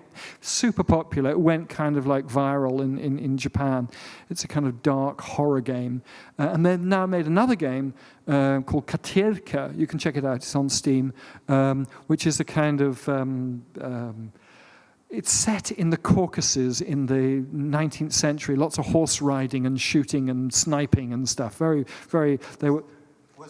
It's Western set in the Caucasus. So but it was. I think quite honestly, that game I think was really a test for them how much they could push their own game development rather than. I don't want to diss them, but I think that their new game, the one they're working on now, looks much more promising. It's a really exciting game. We encourage that. I think. Again, as we talked about diversity, some people want to go and work. I'll put it this way. I've been doing this for quite some time. The most conservative people in a school are the students, right? Because they imagine when they arrive, they already know what they're going to learn and where they're going to go, right? I want to be an environment artist working for Massive. I have 2.5 years to show them that there's a lot more possibilities than just that one direction. So they are very conservative about their ideas. We have to open up their perspective to other ideas. The second most conservative group of people is the industry, because they're caught in their own little bubbles, their own little worlds. So as educators, we have to be the next step forward and pushing into the next area. So the process of education is unlearning and learning, and showing how you can teach yourself in the future. That's how I think about it. Yeah, I have one more question, because I think it's a lot of candidates communicate this concern. Because you described Futuregames in Sweden, 900 teachers, contracted experts, etc., and it seems like the whole ecosystem is working really well. and how Futuregames Warsaw will be plugged in? What will be the benefit for the students here of being a part of it? Will the school here will be standalone, or we will be? No, the school will not be standalone. No. I mean, we have to. I mean, if we have say we bring in, let me say, we're lucky enough. Thinking of some of the people we brought in recently as teachers, who I think did outstanding work. One of them is sitting here, actually, so you're going to hear from him in a while. What Ali can bring to a student would make absolutely no difference whether they were in Warsaw or in Boden or Stockholm or Karlstad or Malmö or wherever we happen to be. That has to be part of the education. You have to get access to that. But it is essential that we have that contact with the Polish games industry. And we have talked to any number of companies, and we would anticipate having a large number of the mentors anyway coming directly from Polish companies, and not least, of course, from our wonderful strategic partner, CD Projekt Red, which I'm really looking forward to seeing how they come in and give some tough feedback to our students when they start working. That's what we hope. I think that the balance here is being able to see the difference between what kinds of education you need at different moments. Sometimes you need to have the big picture and understand how things work. And then sometimes you need maybe individual or group mentoring. So someone can go in and look at a project and say, you have to chuck this. This is not working. And that happens in smaller groups. So it's not so much lectures all the time. It's mainly kind of workshoppy and concrete and giving you direct feedback to what you're doing. Prototyping, testing, looking at something, having another look at it, giving you a chance to remake something, and then looking at it. And also, what they call falling forwards. You learn more from failure than you do from success. Education is built around that principle. Not succeeding, learning something because you tried something out that was risky and it not working is more valuable than producing something that everybody likes and you get a little bit of what they call a golf applause, where everybody claps like this, that kind of stuff. You learn more from when you try something out and it didn't quite work, and then analyze why it didn't work than you'll do from having produced. Now, of course, we want everybody to produce absolutely cracking games at the end of it, because we want you all to win prizes like the Rookies and the Swedish Game Awards and whatever else we enter into, and get a great job. Produce a portfolio that's going to knock them dead. That's what you have to do. We're a portfolio school. Portfolio starts on day one. You can't wait to start producing your portfolio until your third semester or something. You have to start working on it immediately. Of course, you'll change it and add and take away stuff, but this is your calling card. You've got to get out there with some stuff, and it's not just about polish. We have this problem, particularly for the game artists. I know I've been dissing game artists all day today, but there's an idea that polish produces better. Actually, it's not that. It's as much as being able to understand that what you have produced functions in the context of a game more than just the fact that it produces a highly beautiful and fantastic work. The same thing for a mechanic. It needs, we had one of our teachers, a really, really great teacher. She came in and gave Caroline Forsberg, really important person in the games industry in Sweden. She said in her first lecture to the students, I'm not interested in listening to anybody's game ideas. I don't want to hear your game ideas. She said, I can have 25 brilliant game ideas before breakfast. It doesn't mean anything. I have to see the prototype. I have to see how it's actually working. So it's a constant process of reiteration, manufacture, testing things out, and making something that actually works within the context of what it's supposed to be used for. I'm almost convinced to join Future Games. Just last one question, because To give the context, we cut the prices for, this is one-time introductory offer, also available thanks to CD Projekt supporting us. We cut the price over 50% towards what international students pay in Sweden, yet still it's a significant cost for many people. So here's the question, can I work and learn at the same time at Futuregames? I mean, I would say, you know, as is true of majority of students in higher education today, most of them are working in some kind of way to help pay the rent. It just is the nature of what it is. Being at school is bloody hard work, but we are demanding. We pack in 2 years an awful lot, and it would be wrong of me to say that you're going to have a lot of downtime. There is elements of self-study, of course, but I see that as important as anything else. It's a full-time commitment. I think it like this. It's like, you know, if you can get through Futuregames and you really succeed, you're going to be set up. You really are. So it's up to the individual to commit to that education. There's nothing, I can't do anything else. We've all been through it, right? I mean, us who sit here talking, we've all done it. We know that period when you have that opportunity, if you don't seize it, I was a loony when I was studying. I actually moved into school because I didn't have time to go home and sleep, so I slept in the school. I'm not sure you're allowed to do that anymore, but because I was so excited to be making this stuff. Yep, you got another question? Yeah, I have a second practical question, because your study are only 2 years, and the people who finish the Finnish school have a bachelor title or not? No. It isn't this type of education. In Sweden, we are not a university. We're a higher vocational education, which is a format that's being created by, in relationship to what's happening in the European Union, to look at how to make practical vocational education function for industries. And that's the nature of our school. You have a diploma, you have a certificate. So basically you get Futuregames diploma, and in Warsaw these will be standalone courses, and we just start the process of certification of becoming post-high school studium, or how we call it in Poland, studium policealne, but it will happen in many months. And we didn't intend to wait for this accreditation because it doesn't really bring any value to the table, what we offer, and our goal is to offer you a job and not... I've never had a student who's had a problem getting a job because they didn't get their diploma. You know, is what it comes down to.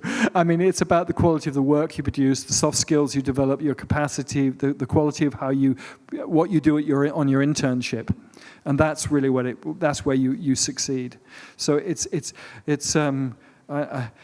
you know, I've worked in academia myself. I worked in universities as well, and I'm not trying to say anything nasty about that, but I think in vocational education, the focus has to be on plug and play. You're ready to start work.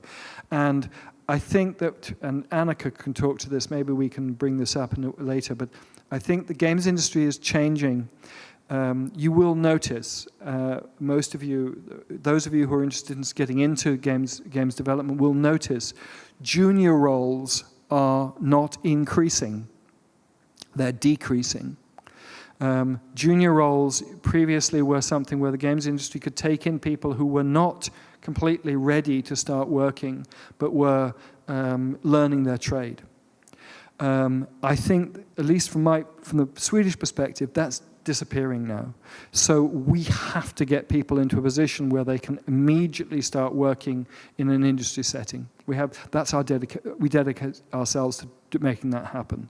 And I think it's really important there to consider that the soft skills, the collaborative capacity, is as important as the other things that you might not know. Not everybody's going to come out as a C++ genius. It's not going to happen. But if they are able to know how to work in an industry setting and how to work with others, they will continue to learn. It's not a stopping point. Education doesn't end when we finish. Then you've got everything you need. It's how you then develop yourself directly afterwards. And this is, Annika can speak to this very well. We've had many of these conversations. The games industry has gone a bit mad recently, right? Games companies say, we need a so-and-so. We need it doesn't matter, level designer with blah, blah, blah, blah, blah, blah, and these points. And people apply for the job. And when they start at the job, they do something completely different. The games industry is mutating and changing so rapidly that the job titles, Annika told me earlier, when she's interviewing now at Cortopia and people say, what's the job title I'm applying for? She says, we don't have one. Because it's about people, it's about who you are and what you're going to be doing. That might evolve in a totally different direction than you might have anticipated from the beginning. So the industry is incredibly exciting right now in that respect, that it's not fixed roles, and they don't exist anyway. I mean, good God's truth. You look at the Swedish companies, they don't even have the same titles. You know, Paradox, they have no game designers. They're all called producers or something. So you can't even transfer your title from one company to another. So it's not even in the industry. Those things are not like old traditional industries where, you know, if I studied as an X type of engineer, that's what I did. Especially with the AI. Well, AI is going to right behind us, AI is just going to put wind behind that sail, I think. William, I think we covered a lot. I see Luigi is here. Luigi, whose surname I don't dare to pronounce. Okay, so Luigi from CD Projekt is here, so we leave the stage and we pass microphone to Well, Luigi. we're really happy to have Luigi here, so do welcome to the stage, Luigi. Thank you.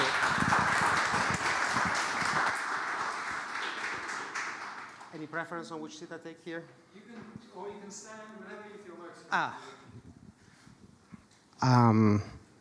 Hi. So, well, I mean, I'd say a few words. I'm Luigi. I'm, as you can see, production acting lead here at CD Projekt. What does that mean? Questions that other people do ask, right? So, well, I mean, I've cover a few projects, and I have different roles depending also on the project, right? How can I say, like I have producers below me, right? So I mentor and coach them and take care about their development. Majority of my time right now is on the Cyberpunk expansion, where I cover a few teams within the art realm.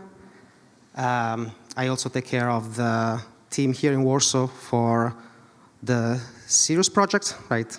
Let's say mostly people management, the project that we're working with the Boston studio.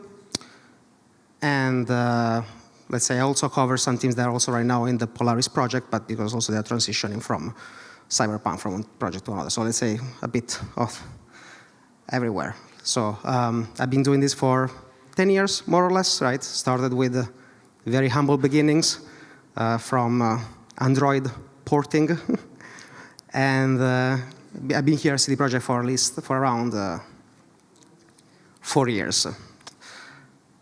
So I'm not sure what is like, how can we start with some.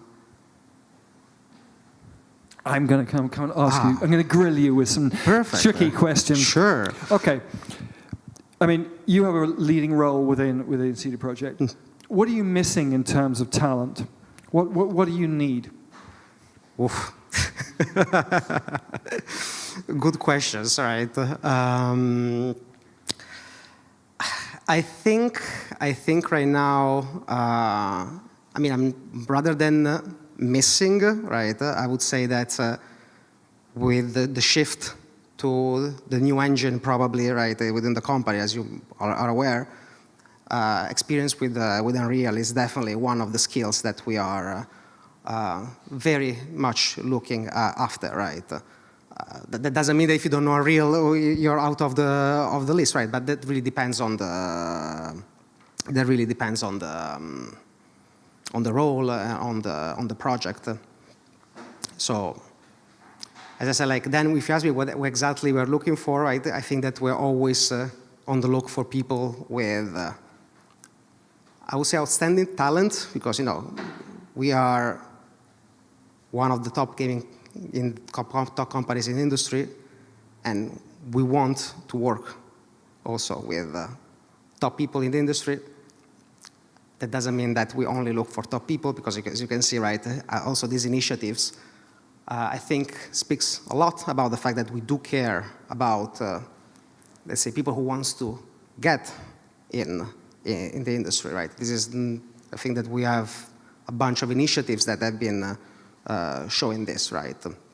And in general, I think we are all very active in any kind of initiative that will give visibility about this industry, right? To show, I think that, I'm not that old-ish, right? I would say, like, probably older than a lot of people in this room right now, right? But, I come from a generation, especially where I'm from, right? I'm from the south of Italy, right? So not exactly a high-tech place, or you want to call it, where there was a lot of stigma around video games, right? Like, I remember my mom was like, stop spending all your days in front of those. And now, like, look, I'm actually getting paid to do that, right?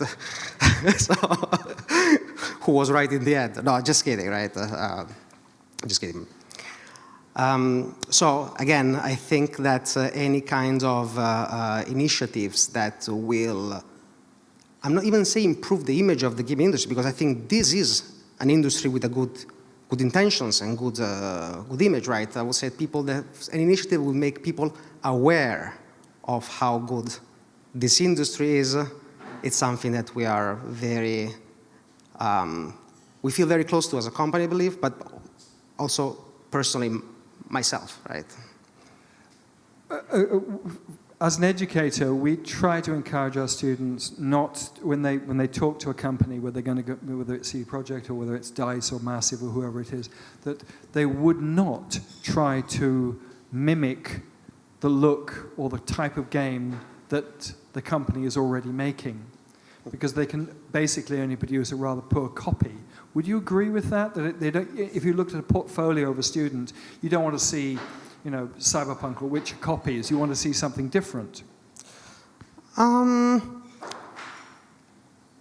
it talks about art, I would say definitely having its own. I'm going to come and join you. Oh, please. There's a lot of space here, right? I can't miss being on stage. No. So let me start. So your question is about people showing their own identity. Yeah, more than I mean, because fan art. It ultimately, how interesting is that for you guys? I mean, you want to see fan art? I would say that when applying for a job, I think fan art is the least interesting, probably, of the. I'm not saying fan art is per se something bad, right? I've seen also some, for example, some illustrators that we've been working with in different capacities, also outsourcers, I remember, that made some outstanding examples of fan art, but with their own twist, right? But I think that when you apply as an artist, when you comp your portfolio, it's very important to show what you're good at, what you enjoy working on, right? I mean, honestly, this is a suggestion that I would give to anybody, right? In terms of think about when applying for something, when again thinking about what you want to do. Think about, yes, what the industry is looking for, right? What the companies are looking for, right? But never forget what you actually ultimately want to do, what you are good at, right? I deeply think that if you are very good at something and this something is useful, you'll definitely find somebody who's eager to employ those skills, right? And how important, I mean, I was talking before, the importance of soft skills, the ability to work with other people. And if you ask me as a producer, it's paramount. Absolutely paramount. Actually, like one of the things that I don't remember, like Pavel told me, right? No, think about what is that, they may be asking you what's important, what is needed to work in the industry, right? And for me, I would say that the ability to work in a team, and by this I mean like the ability of compromising, the ability of getting feedback, taking feedback, giving feedback, right, as well. The ability of sometimes giving in on your positions, right? It's extremely important. Why? Because in the industry, let's say in the industry, in a game project, there are different roles, right? You know, usually for simplicity is reduced to art, design, and programming, right? Let's keep it this way, right? These roles, paradoxically, they all want the same thing, right? They all want to make the best game possible, they want the success of the project.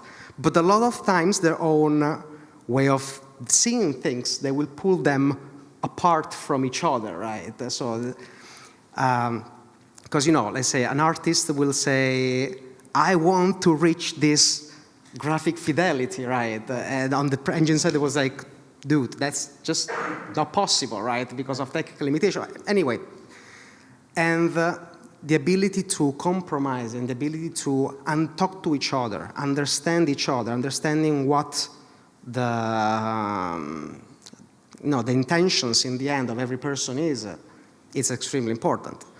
Now, it's also true that if there were no such problems, I would probably be unemployed as well, right? So that's actually also...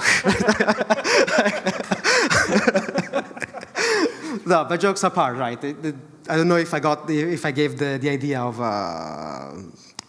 No, I mean, we put a lot of emphasis on that in the education, I mean, obviously. And one thing is that we'll see how possible it is in the future, how we've done it. We've brought in other education, so the students work with QA as well, and maybe work with project managers as well, so they understand not just how to work in the art, design, and programming, but also other roles, because they are important. By the way, I didn't want to exclude anybody. That was just like a simplification of like the triangle. Like it's. We use the same triangle. Yes. Don't worry. I mean, I used to always pretend that you could do it like it was like DPS. Yeah. It was like you have the same support, tank, and yes. You could have the same thing. You can use the same model, but I think that we put a heavy emphasis also on the kind of some of those, quite not very loved skills like working with perforce, like working with, the systems necessary in order to work with a large group on a complex project. That's important, right, for you? I mean, I would say yes. However, a lot of times when you mention things like perforce, right, those are in the end tools, right? Yeah. And I think that tools can be picked with the right. With a bit of training and with the usage of it, right? So I would say, this is part of the hard skills. Like I always say that hard skills can be trained. Yeah. Soft skills can, but that's a bit also harder to. Let's say there's like a different, how can I say, learning curve for that, and that also has a lot with what the personal inclinations of a person are, right? If you're introvert, an extrovert, there's a lot of roles playing that. But yeah, in general, I would say that having experience with certain tools or certain systems that a company works with, I think it's important. But I would say maybe it will give you an edge, right? But I wouldn't say that as the discriminant, right? The level, like. I mean, we teach perforce for our students not because anybody likes it, because everybody hates it, but only because it's become a kind of industry standard, and that therefore you need to understand it if you're going to step into that industry.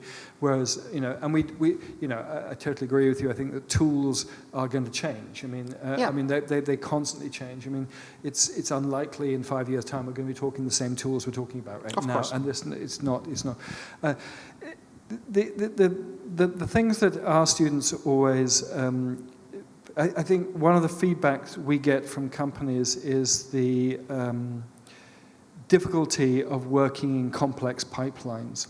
how would you say that, what would help prepare a student so that they can work better in the kind of complex pipelines that you're going to be working with? Like when you're working with, I mean, because I was going to ask you also, when you talk about a project group, how big are they? Because they must be quite large, I was thinking, and they might be not siloed, but compartmentalized in some kind of way. So let's say that, it's funny, when you mentioned like this different silos, the parliament, this is something that, you see, the project we're trying to avoid as much as possible, right? I don't know how many of you are familiar also with the Red 2.0 transformation that we apply throughout the company, right? This switch from, let's say, more traditional versus agile, flat approach to development. So this, let's say, the way that we try to reduce complexity when it comes to interactions between teams is trying to assemble teams in a way that they will have the least amount of dependencies with other teams. Of course, removing them, that's probably virtually impossible. That's like science fiction, especially when you talk about projects of few hundreds of people of scale. So going back, maybe I'm going from the tangent for the question, right? I think you're right on line there. And I think that this brings us to the previous point that we talk about the soft skills, right? When working, especially in multidisciplinary teams, right? Let's say if you're in a disciplinary team, right? And let's say you are, I don't know, like a character artist, I'm just making up, right? And you always work with character artists, you're always in your echo chamber, right? You will have, let's say, few possibilities to understand when something that you do is going to be having an impact, right? Or maybe if you're somebody with a lot of experience, right, you will know because you've been seeing things, right? But maybe if you have less experience, right, and you're always surrounded by the people that has the same point of view, right, that will prevent you to look beyond that, right? So going back to that, right, I think that being in teams, people should embrace the fact that diversity, like in points of view in a game, that's actually what in the end makes a game better, right? Yeah. I mean, I said something along those lines earlier today. I mean, we see, I mean, from our perspective, to develop those soft skills has to be also take account for the individual of the individual person. And we don't see any, I mean, because I think, maybe you could reflect on this, but my feeling, I've worked in other industries before, I've worked in advertising and design and other things, and film and stuff. But I've found that the games industry as being one of the most accepting for diversity compared with other industries. And I think that seems to be the necessity that diversity is going to produce better games. Would you agree with that? Yeah, also absolutely, because even I think that there's space in the industry, there's space for accommodating all kind of even social inclinations, right? Let's say, if you are somebody who usually is not very keen on, let's say, people management, right? It's not that maybe you're gonna go through the path of what we call and what some companies call experts. I think we call it expert, or some companies call it principal, right? Let's say you want to be the best in the room at doing something, right? Now, does that mean that in that case your level of soft skills is going to be like you can give up on the soft skills? No, right? Because I still believe that once you reach a certain level of seniority, for example, regardless of your discipline, right? I think it's part of your duties, sometimes formal, sometimes moral duties, to elevate the team around you, right? To mentor the people around you, right? Maybe you're not going to be responsible of them, right? You're not going to be managing people. You're not going to giving them formal feedback, taking care of their evaluations, right? But still, I think there is a certain level of interactions needed, right? Versus if you're somebody which is more keen towards the, dealing with people, right? You might go through the path of a lead, right? Where again, lead usually changes between know what the expectations are, but the way I see it is that a lead is usually sometimes, most of the time somebody who is there to guide people to showing them their path, right? It's not even about telling them what to do, but about understanding what the inclinations of a person are and guiding them towards the right path for them, right? I met with the head of strategy from Embracer recently, and she said that what she is seeing increasingly is the need for all the different people in different areas to be able to have a larger holistic view, an overview of the whole part of game development. They don't need to necessarily be all of them able to crack code in an amazing way, but they absolutely need to understand it well enough in order so they can actually find their role as an artist or as a designer or as whatever else they're doing, in audio or whatever they're doing. Would you agree that having that kind of like umbrella understanding of how development works is an essential as we're working on more complex games? Well, that's Captain Obvious. Yes, right. Yes. Yeah, sorry. Sorry. What was it? Maybe the it was not meant to you, the Captain Obvious. Sorry. But no. But maybe the follow-up question is more like how do you make that happen? How do you make that? So I think that the question is let me get like how to get an holistic approach, an holistic view on the. I think this has to be a lot to do with experience, right? I mean, I'm not saying that you reach to a point where, only if you have been in the industry for 20 years, right? But seeing different things, dealing with different people, dealing with different teams, definitely helps you giving a broader view on a certain topic, right? Also because I would say not all. While there are a lot of things which are shared among how companies do things, right? It's also true that, I'll give an example. CD Projekt is not my first company, right? And while there are, for example, similar ways of naming certain stages of the process, I cannot say that every company does the same thing the same way, right? So, a lot of things, a lot of times, it's about being, flexible, open-minded about, whenever you change a job, right? Not job, project. Even sometimes projects, right? Do not share within the same company. Do not share the same processes because projects are different, right? Sometimes you can have an overarching, similar way of approaching the video game the stages of development, right? But then if you dive deeper into each of the small chunks, right, every process should be tuned, I believe, right, to the specific product you are working on, right? If you have a project, even within a project, like a project like Gwent, right, which is a live service, is diametrically opposite, right, of a AAA game like Cyberpunk, not just in size, right, but even in what you're doing, right, stage by stage. Yeah, I mean, I think it's a continual challenge to have this specialist generalist being able to be really, really good at the thing you're doing, at the same time have enough knowledge to be able to understand what other people are doing and also bring that together. And maybe if I can add something, it's the fact that is it working now? I was not working before? Oh, okay. I can now hear myself, right? I feel like it's also good to be in the mindset where you never stop learning, right? The fact that you always approach things in a Socratic way, right? I would say, the one thing I know is that I don't know, right? That there's always going to be a better way to do things, a more advanced way to do things, right? And even today, some people are working with the CD Projekt with what is considered the state-of-the-art tech that's going to be old in 5 years, right? So, and things are going to be always different, right?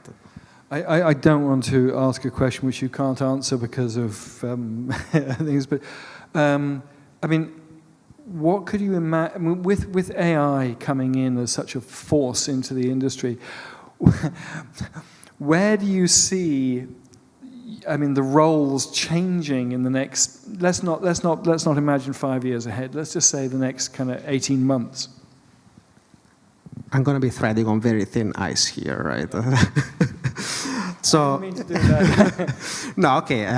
Maybe I'll give a personal view on the topic, right? I would say that right now, within on the AI topic, you can see that the industry is very divided, right? You will see people which they think that is the, I don't know, the supreme evil, right? In terms of for ethical reasons, right? And honestly, I do not disagree with them, first and foremost. And then you will think that on the other side of the spectrum, you will have people that will say, this is the future, right? This is how we're going to do things from now on. I think that, like most of things, the truth is always in the middle, right? So will AI be important in the future? I think it will. Will it replace humans? I honestly cannot really see how that's going to be happening, right? Yeah. I see AI as a very valid tool to speed up certain processes, right? By no means I think an AI will replace a concept artist, right? I feel like maybe let's say in the most by the way, I'm just mentioning concept artists, but AI has a lot of other approaches, right? So it's not just from a visual perspective. I think that there might be I definitely see a scenario where, let's say, if you're an artist or a programmer or a designer working with AI, that will give you a competitive advantage, right? But, you know, as the AI being like, us just outsourcing like a whole video game to an artificial intelligence, I don't think that's possible. And honestly, even for a very simple reason, because I feel video games are first and foremost products, experiences made by humans for humans, right? So I always say that the main difference between a video game, right, when you think about the spectrum of the media, right, and for example, movies, they're very comparable for a lot of aspects, I think, right? In a way that let's say they're an experience, right? They usually have a message, sometimes light message, sometimes like more serious message, right? But you know, we consume movies in a passive way, right? We sit, we look, and we just take them in. Like a game, it's something where human interaction is at the center of the whole thinking when making them, right? Yeah. So, I mean, I still think that for the foreseeable future, humans are going to be still making games. I'm in total agreement. I mean, and I also think that this, I mean, the notion of concept. I mean, that clearly distinguishes or puts to one side a process that has to be part of the development of anything, whether it's a game or anything else. And I think that the passive consumption of media, like a film or a piece of music, being replaced by this participatory role, we have now generations who have had that as probably their central activity in life. We've got, you know, this incredible group of young people who have grown up with that as being the activity that they're engaged in most, or they see as most important, where they are engaged directly with other people, or even at the level of changing the nature of the game. I mean, whether they're providing content in different kinds of ways. So I think I think you're right. But from a CD Projekt Red perspective, I don't know if you can answer this, but I mean, to be able to have Futuregames as part of this, what are your expectations? I mean, what do you imagine how we're going to be able to support you? I think that I might have partially covered like this in something that maybe I said at the beginning. I said that I think that first and foremost this is something good for the overall landscape of the industry, right? The fact of I didn't have any chance to learn how to make games, right? I come from a business background, right? And I just said, I want to make games, right? And I basically knock on doors until somebody was like stupid enough to let me do that without any kind of experience, right? I'm just very happy to see that as the years go ahead, right, there are more and more opportunities for young people to, I guess, I'm not saying getting placed, but at least getting an understanding and getting the skills of what they will be needing to make a breakthrough into this industry. Right? So I would say the first and foremost, I don't want to say like just to get a pool of talent, because I think that's limiting, right? And I feel like that the most important thing that we can get from this is increasing visibility and increasing overall the chances for more and more people to get a step here, to get a better chance to make games, if that's what they want. Yeah, I mean, obviously that's what, when we've been talking to you and to lots of other companies in Poland, I mean, I don't know the Polish game industry so well, but is there a lot of churn in the industry? Are people moving from one company to another? Is that it isn't in Sweden, it's a continuous well, I mean, I would say that churn usually it's something that depends on different reasons, right? Usually the biggest rates of churn in a company, you see them at the end of a project, right? Because there are different reasons that motivates people to join a company, right? Some people join the company because they believe in the overall mission of the company, right? And some people, they just join the company because they are very tied to the project, right? So I would say that when you see churns can be cyclical, related to a company, but that really depends on what the background is right now. Of course, you can see also sometimes when things happen. But yeah, I would say that usually, in my experience, the biggest churn rate, let's say in a normal times, they are due to project life cycles, right? Okay. Yeah. I think we might open up to questions from the audience as well. Does somebody have something they'd like to ask Luigi? We can pass the microphone around.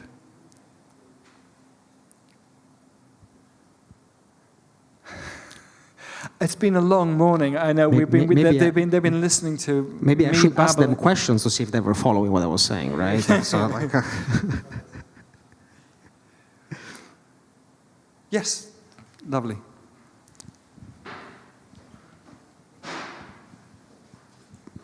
Thank you very much for all the questions and all the things you talked about.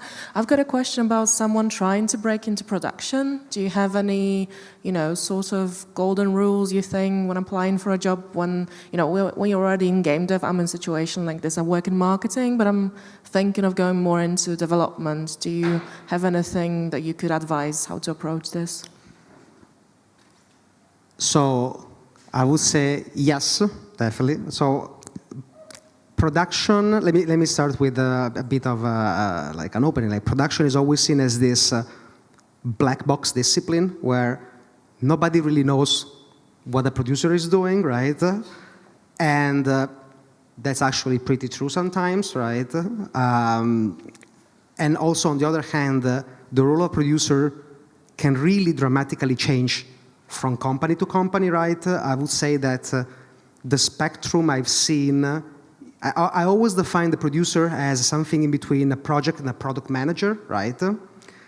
However, this spectrum shifts very heavily on one side or the other, right? Depending on the company. So I would say that first and foremost, think about what your inclinations are, right? What is that?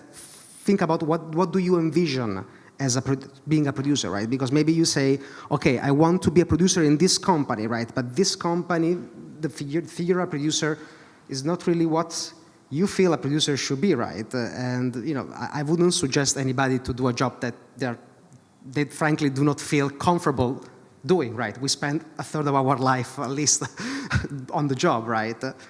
If you're not lucky enough to not having to do anything, right? But that's probably like a very small percentage of people.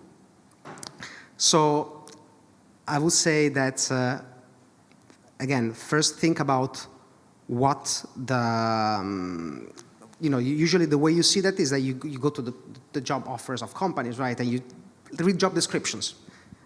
You will be able to say that, wait, but why is this? I think that you were also talking about before, right? The fact that sometimes you have roles with completely different titles or completely different job descriptions. That's pretty usual, right? And while there are, let's say, certain, I could tell you, go and get a Scrum certifications, right? Go and get these certifications. That might give you some sort of visibility, right? Some sort of edge, right? But in general, I think that, I'm going to say something that is going to sound like a dog chasing its tail dilemma, right? The fact that I think one of my old former coworkers and one of the person I consider one of my mentors once told me that credibility and trust is the first currency of a producer, right? The problem is that usually you need experience to get that, right? And you need to earn the stars on the field, right? If your question is, how do I start doing that, right? I would say start showing in your daily job what you're doing right now all the ways possible to earn that credibility, right? To show ways to earn that credibility, right? You say you work in marketing, correct? If I can ask you, what are you doing right now in marketing, right? If I can, right? If I can give you maybe a more bespoke answer, right? Sure. I do project management. I had a 2-person team. I did social media, community management as well on Steam and other platforms. Event management, being on the booths, organizing trade shows. So a lot of planning and doing projects-based work. I definitely see a lot of the things that you'll be doing as applicable to let's say a producer role, right? The things that might play at your quote-unquote disadvantage is the lack on specific field, like stages of development, right? But that shouldn't discourage you, right? What is the point, right? Maybe you're not going to be aiming for a senior role, right, in development, right? But if you're eager to, let's say, take a step back, I definitely see how a lot of the things you're doing, right, can be applicable in a producer role. But again, that really depends on what the expectations for the role are from the company itself. Okay, thank you. But yeah, exactly about like stepping into development, but as a smaller role, because I've been a lead in marketing, but I want to try something new.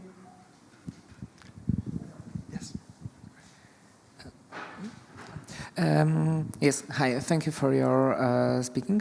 And I have a question about agile transformation in CD Projekt. What was the most change for you? Sorry, I need to... okay, I have.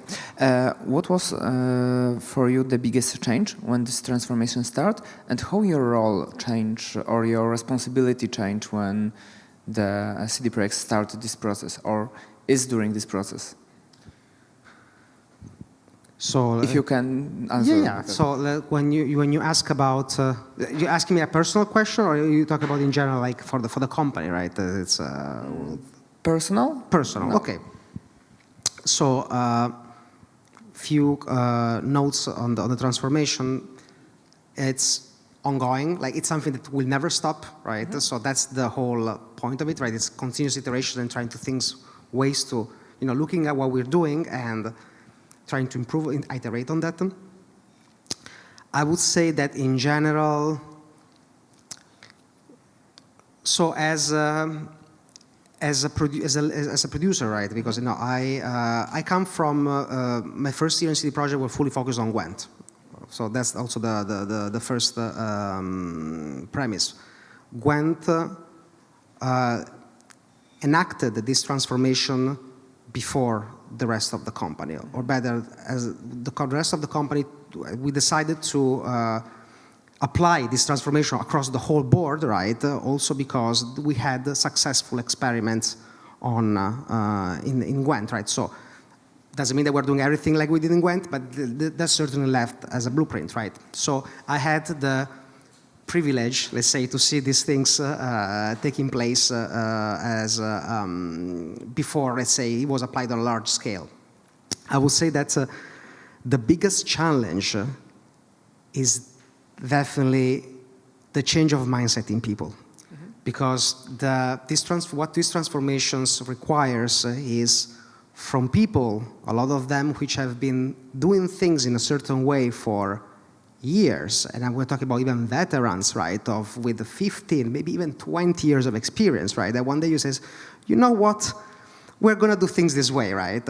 Believe me, like if you don't do things in a proper way, if you don't and even when you make them understand, right, trying to take the time to make them understand what are the benefits, that not might be an immediate process, right?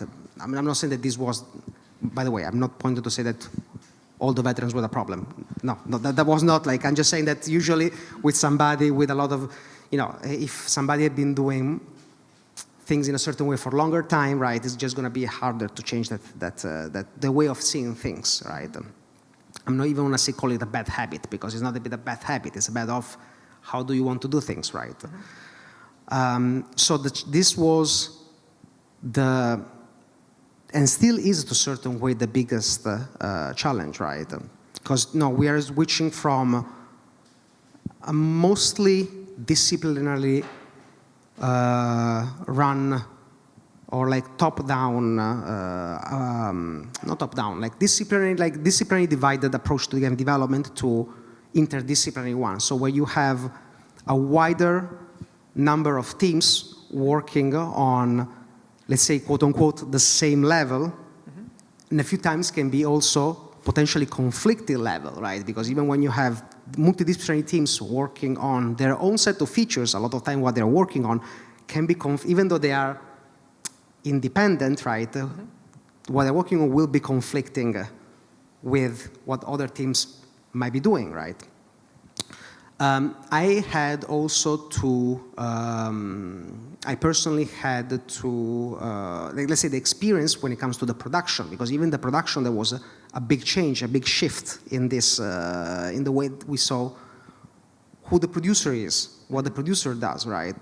From a more traditional role, right? More maybe on the project manager side, I wouldn't say fully project manager, but mostly project manager side, to a servant leader, right? Somebody who facilitates things, facilitates the work of other teams without having direct influence on any of them, right?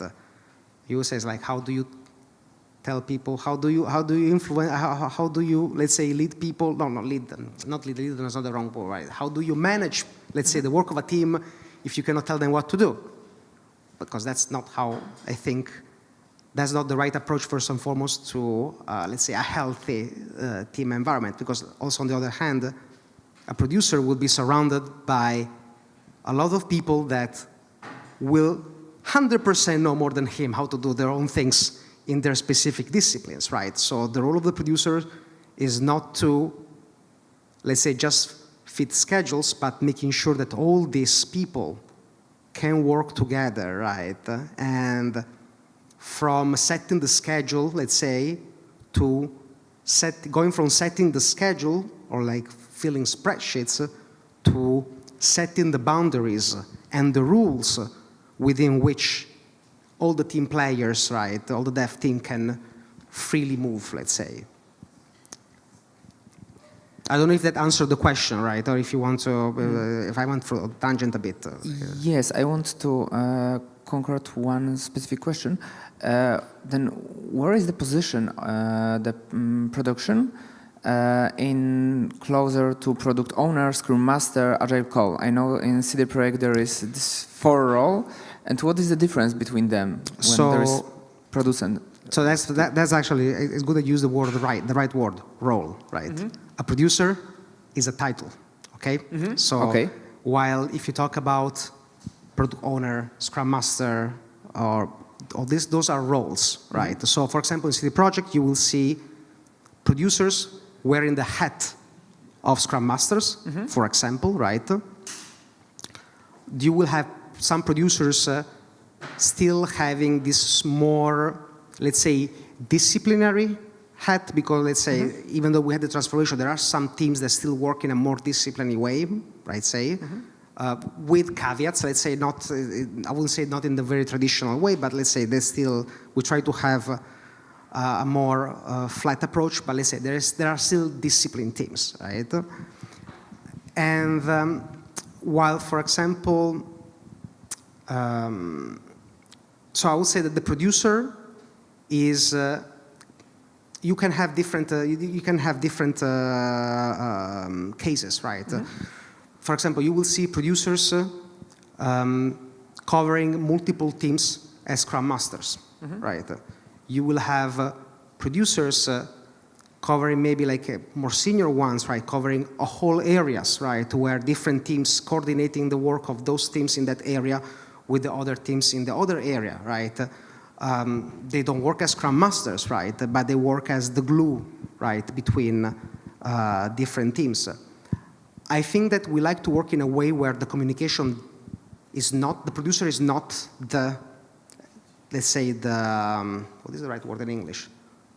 The bottleneck, the bottleneck for informations, right? But as I said, I want to stress again, the producer is the person setting, is the referee, let's say, setting the rules where team can move. When you talk about roles like product owners, our product owners are mostly people coming from disciplines, right? Because, you know, as a product owner, you are somebody who needs to truly understand the product, right? And a lot of times that level of understanding and knowledge comes more from people in discipline, right?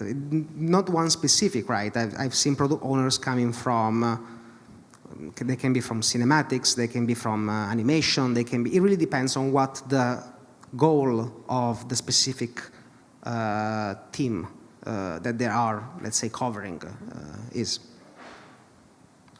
So to answer your question, a producer probably has to be very flexible in, as I said, wearing different hats depending on what the possibilities is. But let's say not all the teams, I also want to specify one thing, not all the teams work in a Scrum way, right? That only if a team adopts Scrum only if it makes sense for their work. And, you know, like while in certain cases, in a Scrum framework, right, this producer might be working as a Scrum Master, as a role, right, that's not a title, right? In other cases, this role is more fluctuant, right? But in the end, your ultimate mission as a producer is always being, let's say, responsible for creating the right conditions for the team, the right work conditions for the team, right? And that might be sometimes requiring making changes in the direct teams, in the team directly you're looking at, or maybe talking with other teams, right? And talking with other producers to understand, because maybe there are things that between teams are not working, right? But what we look for a producer is rather than, oh, you have to be a Scrum Master, is we really like to have people that will look at things in a critical way, right? And will be able to not just say what's wrong, but I would say first and foremost, being able to communicate this message in a way that can be taken and understood by the team, right? And on the other things, also trying to find answers for the problems, right? A lot of times you're not gonna be the one as a producer giving the answers, but you're gonna be responsible to, let's say, finding the right people that will have the right answers, right? And putting all the pieces of the puzzle together. Did it make sense? Yes, thank you. Luigi, thank you so much. A fantastic insight into the workings of CD Projekt, and I thank you so much for taking the time today to be part of this. I didn't talk too much, right? I'm okay. Okay. Thank you. Thank you very much.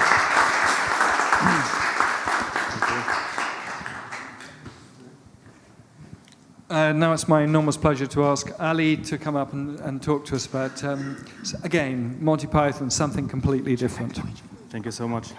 Yeah, like Luigi said, a producer needs to wear multiple hats, and I'm doing that today. Yeah, so today I'm going to be talking about video games beyond entertainment. Over 2 decades ago, my father brought home our very first console. As soon as I had my hand on the controller, I was like amazed and the words showing on the screen. Hours being melted, it's suddenly 8 p.m., the bedtime. I asked my dad, can I play a bit longer? Dad gave me, the anger look, like no.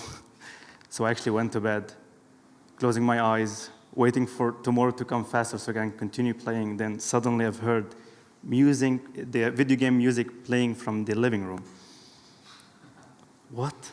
So I snuck from my room, putting my life on the line here, being caught, and I did peek. And actually, my dad was sitting in front of the TV playing games. That image, that moment, it's still in me since ever then. Later on, I was playing a lot more with my dad. We used to play the Tank Force, I guess, where you, 2 tanks protect an eagle or something. So the first real connection with my dad, where I feel like we have something in common, was actually through video games. And I was playing games since then. Later on in my journey, by the way, I'm sharing this image for the first time, so you guys are special. I look happy. It looks like I'm winning. It's not happening often. Maybe I need to have a tiger on top of my screen. I can try that after. So my passion for games ignited love for technology, which led me to study computer engineering. And that truly shaped my career completely. Even though I started in a different industry, which is one of the amazing audiences said she's working in the marketing, I started in a completely different industry, but my passion for games led me to finally end up in the industry, and I'm more than happy to share after how I've done that. So yeah, given this journey, you know why I'm standing before you today with this passion for video games on a mission to deliver a message, why games are important and why we should play even more. And hopefully, by the end of the talk, you will be ambassadors and carry on this message. Okay, so I am Ali, senior producer at Star Stable Entertainment, Stockholm-based company. We are working on, or being known for our game, Star Stable Online, an MMO horse game for girls. We've been around for 12 years. Senior producer, what that means, we've been talking about producer for quite a bit. It's actually I have 25 developers reporting to me and 4 tech leads. According to my wife, I play games, which is very expensive for a playtester. I'm very lucky to be working with the really 2 amazing schools. I am a teacher and mentor at Futuregames, and also a board member at another fantastic school called the Game Assembly. So the power of gaming. In this presentation or talk, I'm going to be mentioning few sides of it because, like William said, it's quite a big topic. So I'm going to be starting with cognitive benefits, how games are virtual trainer for our brains, and how they are enhance our adaptability and problem solving and critical thinking, which is something extremely crucial. In a research done by University of Glasgow, actually they have linked the academic achievements to playing games.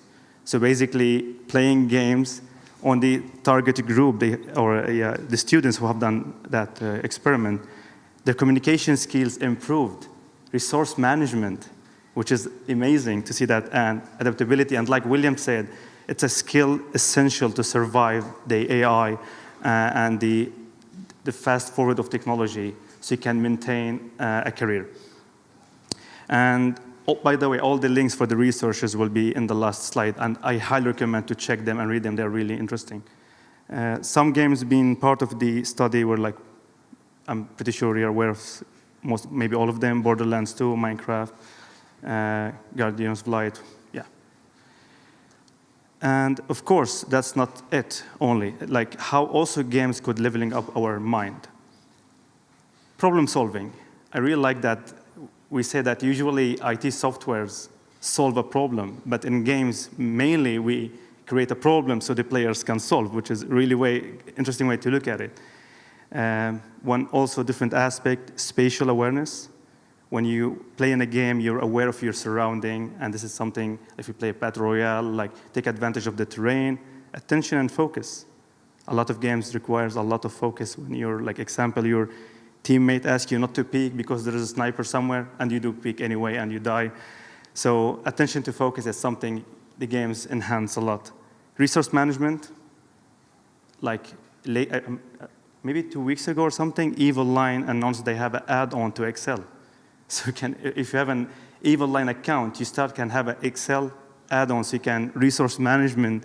It's just mind-blowing. So you basically use Excel to play games. That's something mind-blowing, to be honest. Decision-making, when you sometimes in game you need to do tough decision-making, which could be determining the journey of your game. And Witcher 3, we need to choose your soulmate. It was quite tough for me, at least. Critical thinking. How in video games you do analysis, communicate and take fast decisions, and sometimes time is not in your favor. If you look at job descriptions, you see critical thinking as always something being mentioned as good to have or soft skills are needed. So basically by playing video games, you're acquiring skills are actually mentioned in job descriptions. So that's how important playing video games. Social benefits. When COVID hit hard, or let's start with this one, connection. If you ask a lot of people who work in the industry, why we work in this industry? Of course, we're looking for an impact. And connecting people is one of the main reasons that actually we do that. And games connecting people on multiple levels. Indirectly, where you have an amazing single-player experience, you have community on Reddit, Facebook, Discord, just chat about the experience, give tips, help players to do that. Or could be indirectly. Let's say if someone is struggling. Anyone played Kind Words? You know the game? It's a fantastic game. I highly recommend check it out. Basically, you log on, you log to your PC, and you receive anonymous messages from people who have a really hard time. And you reply to them and support them and give some advices. With amazing music. It's a wonderful game. So basically, you are indirectly connecting with people, which is a wonderful way. Or you can play, you can place a props in the environment and help other players to cross, like in Death Stranding. Or you can just leave a message telling that there's an item ahead in Dark Souls, and you jump and there's nothing, you die. So you can connect in people in different ways. Indirectly or just directly. You jump to a World of Warcraft or any multiplayer MMO game, you play with strangers or your friends. When COVID hit hard, lockdown was the worst part of it. Even though, like William said, COVID changed our ways of working, our ways of thinking, still lockdown was really tough time. So how people used games as a social lifelines to maintain the need for connecting. So, for example, people used Animal Crossing to celebrate their birthdays, anniversaries, graduating. Being 25 years old in Sweden is quite a big deal. And my colleague, she actually told me 2 weeks ago that she celebrated her birthday during lockdown in Animal Crossing, and she had all her friends there. So that's how people use games to maintain social lifelines. Or you can jump to a social game like Among Us and just blame yellow because yellow is sus, and that's it. You don't need to have any good evidence. So people use games to socialize in different ways. Emotional benefits, how games could improve our mood, self-confidence, and understanding each other. Another study showed that actually game time connected to well-being. And the study shows that, it was a collaboration with the AA and Nintendo, the Plants vs. Zombies and Animal Crossing. And it's proven that increase in well-being and motivation while playing, and the longer you play, the more you sustain that feeling. Imagine that, motivation and well-being. I would really love if those researchers did that even before playing. Like, how many of you guys, when you go home excited about a game you're playing and just can't wait to reach home so you can play that game? Or a game is about to be released next week and you're really excited. So in my opinion, even games might be affecting well-being and motivation even before playing, not during and not even after. So it's just amazing how to see like correlation between well-being and playing games. Another research by Columbia University shows that positive effect on young children who plays games, and shows that socially cohesive with peers. So it actually improves how they connect with the other children and how they are integrated in the community at school. Of course, keeping the screen time limit as a parent is always crucial, but also really interesting study to look at. Educational benefits. Even though while the traditional look at games are not educational medium, I disagree with that. Passive learning, how much you can learn from playing games in general, but I'm gonna, in this slide, mention a couple of games. You can learn scripting programming by playing a game like Wild True Learn. Anyone have seen this game before? It's actually really wonderful. You play as a programmer with the cat, try to do some like a interpreter so you can communicate with the cat, and use visual scripting similar to one being used in Unreal and different Unity recently. Or you can just learn about blood type by playing this game, or history in an Eye of Assassin, or playing GeoGuessr. I've personally learned like geography from GeoGuessr way more than I did in my high school. So games are a great tool to teach, and big companies, they start to realize that, even though William don't like the term gamification, but actually companies are try to make important material a bit boring to teach by making it more like a game, so it's easier to digest by the audience. But when games can go way beyond all these benefits I have mentioned, learning, cognitive, all of them, when it goes a lot beyond, empowering and accessibility. One of the biggest reasons, like I said, we play games is impact. And in games, there is no physical limitation. In real world, sadly, there's a lot of limitations. Could be disability, where you at, financial. It could be a lot of limitation for you to do things, or it could be even impossible. But with video games, you can take the pilot seat and fly around like landmarks, enjoy being a pilot, or slaying some monsters as a witcher in a fantasy world, or having your own horse in a magical island of Jorvik in Star Stable Online. I'm so happy to see that actually in our industry leading the space in accessibility. For example, Last of Us 2, 60+ accessibility feature. I don't believe there's any medium on earth actually accessible more than like video games right now, and some games like Last of Us 2. Of course, we have a long journey ahead of us to be even more accessible, but it's really wonderful to see that we are actually leading this space. Some player testimonial, like some comments among hundreds, if not thousands of comments we receive from players who plays our game. I'm gonna start with the first one. Star Stable Online is my sanctuary for my depression. And because I have an allergy to paws and hooves, it's impossible for me to ride a real horse. Similar to everyone with suffering the same allergy, but with Star Stable is possible. So basically, in this case, she loves horses, but she will never, ever be able to ride a real horse, but she's able to do that in our game. Second one, Star Stable is my second life. If I'm having a bad day in real life, I log on to Star Stable. This game always cheers me up. I feel safe in this game. This kind of comments we're receiving, and a lot more. Just I want to mention something quickly. If you are listening to this and you are feel like in suffer or in pain, please, even though games are really like a good way to comfort that, make sure to always speak with a trusted family member or professional. So that's why we make games. This is what kind of impact we're looking for. Life is not always nice. And like Annika shared actually in her talk. And one day, sadly, we got the shocking news of one of our players sadly died. It's always sad to see someone is leaving, especially at a young age. And it happened more than once. And that's how the community decided to honor that person and show respect and support to their beloved ones where they have the final ride.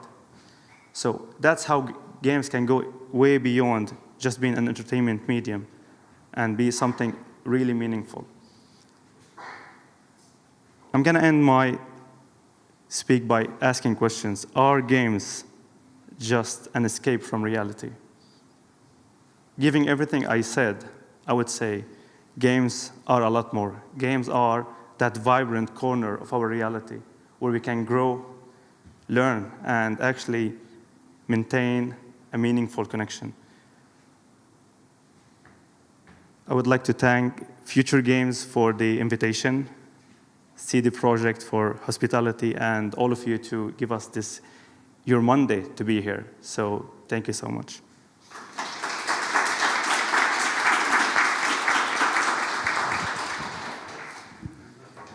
We can take some questions. I thought I would join Ali. Yeah, we have a question there. Yes, hello. Hello.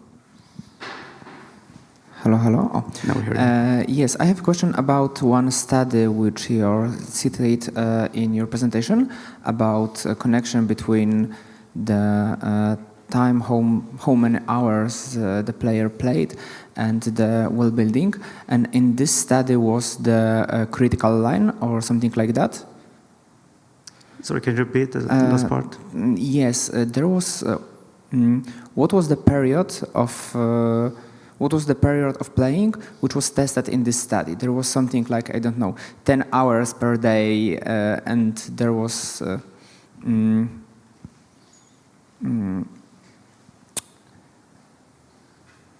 Sorry, there was the line what was critical for the world building in this study, or that was only the period of time where it isn't the harmful for the player? This study was focusing on when playing video games, how that affect your emotional feelings, and how that's correlate with it, how long you're playing. Mm-hmm. The study didn't determine when it becomes a lot or too much or a bit risky. Mm-hmm. And also part of the study, that's why I recommend everyone to read it fully. They were asking the players how long you think that you were playing, if they felt like lost sense of time.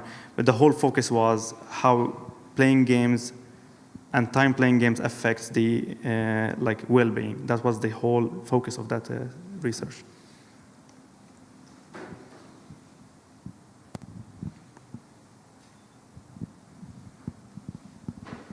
There's a fantastic quote. I'm going to forget his name, but he's the head of a major games company in the UK, and he wrote an article in The Guardian, it was about a year ago now, and he said that when somebody plays a game and they save the world, they really feel they saved the world. It's not like a simulation of saving the world, they really saved the world. And that sense of euphoria you get from having done something so amazing is not to be underestimated.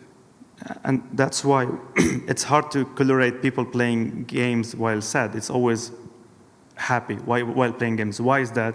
Because like you said, when you jump to a game, you're trusted on a mission of saving the world. Yeah. So you are immediately get this in a position, we trust you, do your job, or you can be part of a team where your role is support, for example. So the team trusts that you will do your best. And that's something it's hard to see in real life. Like you cannot apply for a position, high position, and okay, we trust you, you take it. It's not like that. You need to earn that. And that's why video games are kind of different in the real world. And that's why it gives that sense of comforting and well-being. There's a famous, it's been around since the early 90s, this Bartles model for different kinds of game players. You know, you're a killer, you're a whatever else. And I've used this a few times in education, asked students, young students, was there anything missing from this model? And all of them came up with new roles.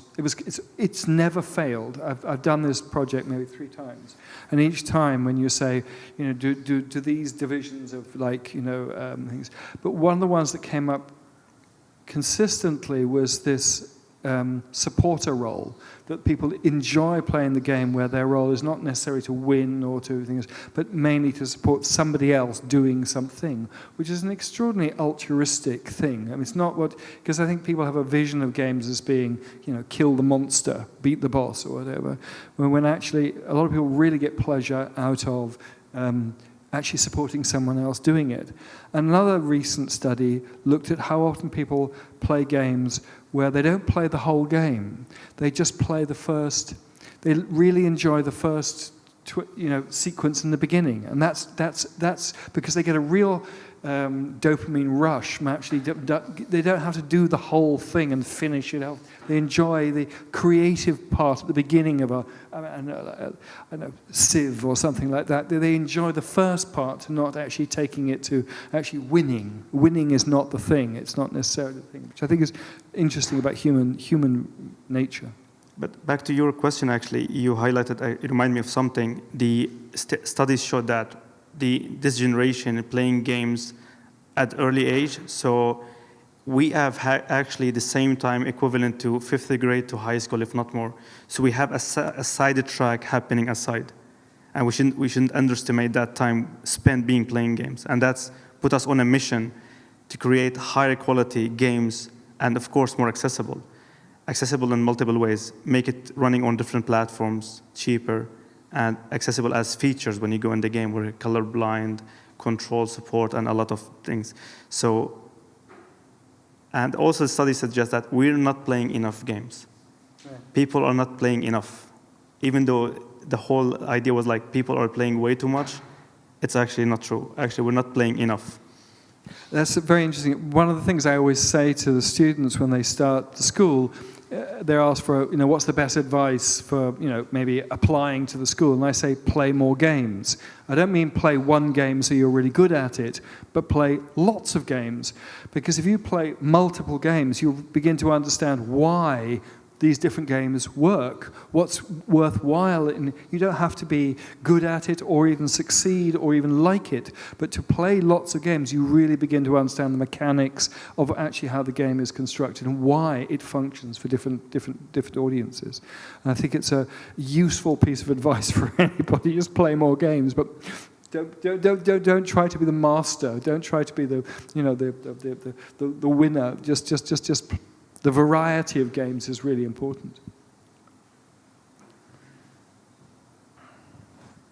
No questions?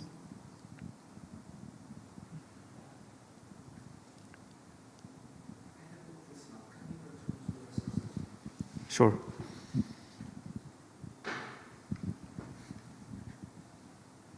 I think this also what Ali you're reflecting on is I think. There's been a kind of general attitude towards video games for quite some time that it's a kind of a waste of time, it's very boyish and very kind of male in origin, it's about violence and all these kind of things. How would you comment about that? You know, do you think that attitude is changing, or do you think? Sadly, one of the reasons I made this presentation, because I don't believe that we have much of this kind of information outside. Like if there's a parents here, I'm not sure if there are any, like, and maybe they're seeing this for the first time. Like while playing games, we're getting smarter, we're getting better. We're solving problems, real problems, and that qualify us to actually go outside and do things even better. The whole idea is like games are addictive and lead to violent, even though there's no real study showed that, because like violent movies been around way longer. So sadly, like I feel like hopefully people in the room can spread the word, and if people listening to carry on this message and show why we should play games, what kind of benefits we gain from games. And like I just mentioned, seriously, a little bit, like people have learned languages from games, like English mainly, and a lot of just by playing games. Yeah, no, I think it's absolutely right. I remember there was a period, it's just quite a while ago, that there was this terrible fear that games were these dangerous, toxic spaces which were haunted by nasty people who were trying to, you know, and yes, it happens. It exists. I remember talking to my son. He's now 20, my younger son. When he was like 12 or 13, and he said, "No, I don't worry about that, Dad, because you can really spot the people who shouldn't be there because they're not very good at playing the game." And it was a beautiful self-logic. It was like you didn't need to have anybody moderate it because it was so obvious that the people shouldn't have been in that space. And I think for me, it was a kind of light bulb moment. Yeah, as I agree that the games have also, of course, the negative side, like anything else, even food. But the good side of playing games, it's a lot more, and sadly, it's never been highlighted. Like this image here, like, of course, there's some people toxic and really ruin the experience for some players, which is sad to see. At the same time, there's a lot of people, like here, decided to, instead of playing the game in their playing time, decided to honor someone they don't know. And that's something, and it happened in a lot of games. It actually happened recently in Final Fantasy Online. So it happens in multiple games, so genuinely players are really nice. And when you ask for help in any community, even Dark Souls was considered like really hardcore. If you stand by any boss fight, you will see a lot of markers from people just random, just want to help. And they just like do some emote and they leave. So why is that? Why people really want, just showing what nature of people actually want to be online and how we connect with those people, like I said, in different ways.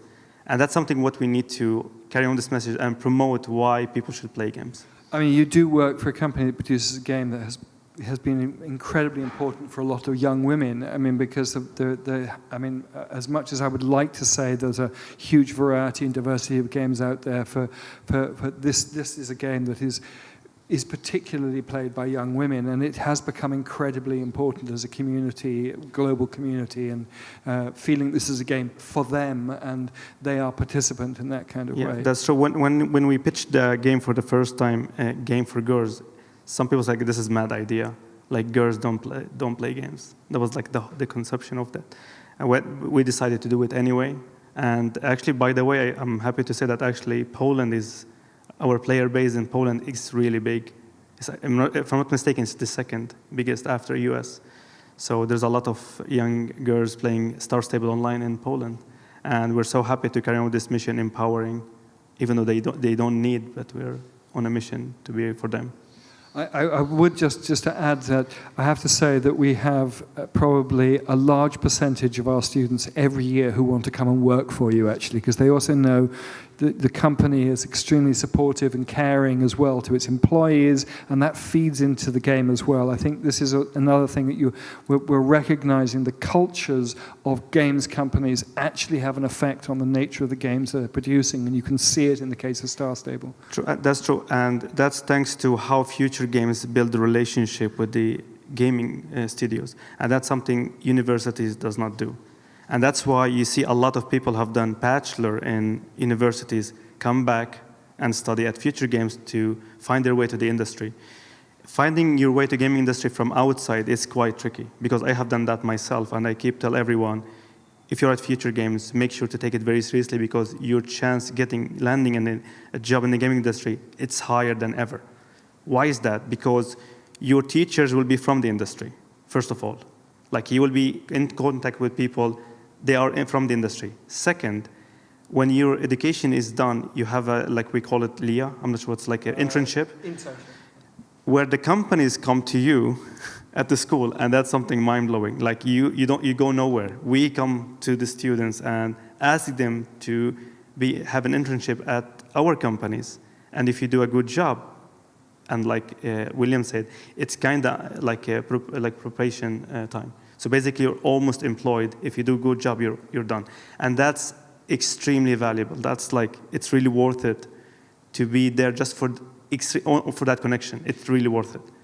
you have no idea how important it is to be that close to recruitment process, bypass all this complexity if you apply from a website, because when you put an ad outside, we get sometimes hundreds of applications. Like, your chances is lower and competition is really high. I can just add to that, the process that we use right now is a thing that we have called the ting, and the word ting in Swedish is an old Viking meeting. They used to have these annual meetings where they would gather everybody together, and they did a variety of different things. They gave out land, they took the taxes, they executed people, and they had a massive party where they took lots of magic mushrooms and drank mead. We don't do that bit. We do the other bits. But it's what we invite. The last one we had, like, I don't know, 45, 50 companies from around the world, and they all met with the students. We set up quick meet and greets where they show their work for 15 minutes to the companies. The companies can choose the students, and in some cases the students can choose the companies. It works in both ways. And the net result is, after that, most of them find a place where they can do their internship. And it's something we need to improve, and particularly now we're in Warsaw, to find the connections with the companies here. But it's really they're great events. They're really good fun. Those are people who've taken part in them. They're really nice. And the industry people love it because they get to meet people they don't normally see. So all the big companies hang out during the coffee breaks, chatting with each other. And I also want to add something. Perwin mentioned what's the most extreme 5 important points when having education. What makes Futuregames unique, that the courses and all the materials are actually done together with the gaming industry representative. Like, you have people from all the gaming industry tells what is required right now, what's the trend right now. So the course is always relevant. And that's something always nice to see. Like, the courses are always fresh and matching the need in the market. Yeah, I mean, I think the speed of change is so quick that we struggle with some things. Certainly, some technical aspects, things change so quickly that we don't always have the capacity to change everything. But I think we do. I think it's really important, if we can't actually make something part of the education, the least we can do is indicate to the students where they need to be looking, what they need to do for their own self-study, where else they should be thinking of being in the future, because that's actually really important. But I think also, what Luigi, again, I'm very happy that what he said. I mean, the soft skills that are the alpha and omega of actually getting a good job. It's your capacity to work with others, understand. I mean, people should go out as humble in one respect, but also pushing and saying, no, I disagree with you, we can do something, we can make this better. Because no company just wants people who are going to fit in. They want people who are going to challenge them and say, well, we could make this work better if we do this, this, and this, and this. So we try to get that balance right. It's not 100%, obviously, but I think it's something that we really do struggle to try and get as an ethos in the whole education, that is what you are, that's what you're trying to get to. And I think that it's also very particular. We've noticed, Ali, you've been connected to the school long enough, and Annika has as well. Not every company fits every student. The company culture, company structure, company methodologies, company ways of working are enormously different. We could talk about that at length, and some people will fit better with some companies. It just is the case. Not everybody's a star-stable person. 100% no. But there are some who, I mean, I know some who, from day one, fit for Star Stable immediately. That's where they wanted to go. Yeah, I remember when I was like teaching at one course, and I just like, hey, I'm Ali from Star Stable. Then the entire course looked behind at some person, like, is she like my sister or something? Like, why everyone is looking at her? Then apparently she's a hardcore player, playing Star Stable for so long, and I'm so happy to share. She's actually at Star Stable as an employee now, so that's so nice to see. And those are those nice stories where it actually does work out. I mean, as I said before, we do also try to unlearn people so they don't just have one option. But I mean, it's really nice when somebody. Sometimes it's like already decided, but like I really like what William said. We try to expand it and show them all the possibilities, what kind of roles they can play, what kind of companies they can work for.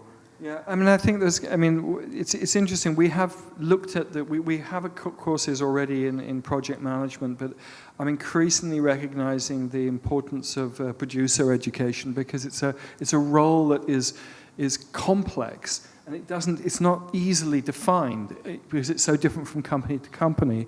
But to make people agile and flexible and be able to work in those different things and have both business understanding and human skills and all the other bits and pieces that need to go with that, I think is something that we're certainly looking at for the future in terms of education. I really agree with that. And if anyone interested in knowing more about becoming producer or producer in general, please, we can chat after. I'm more than happy to share everything in detail.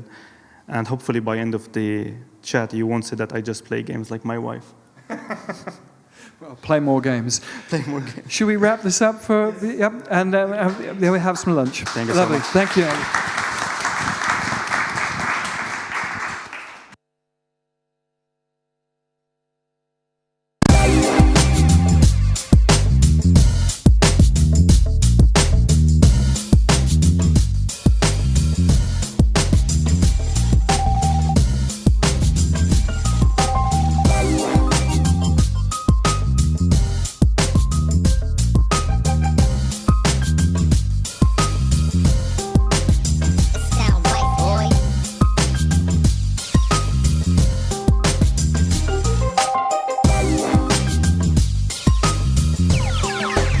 It sound right, boy.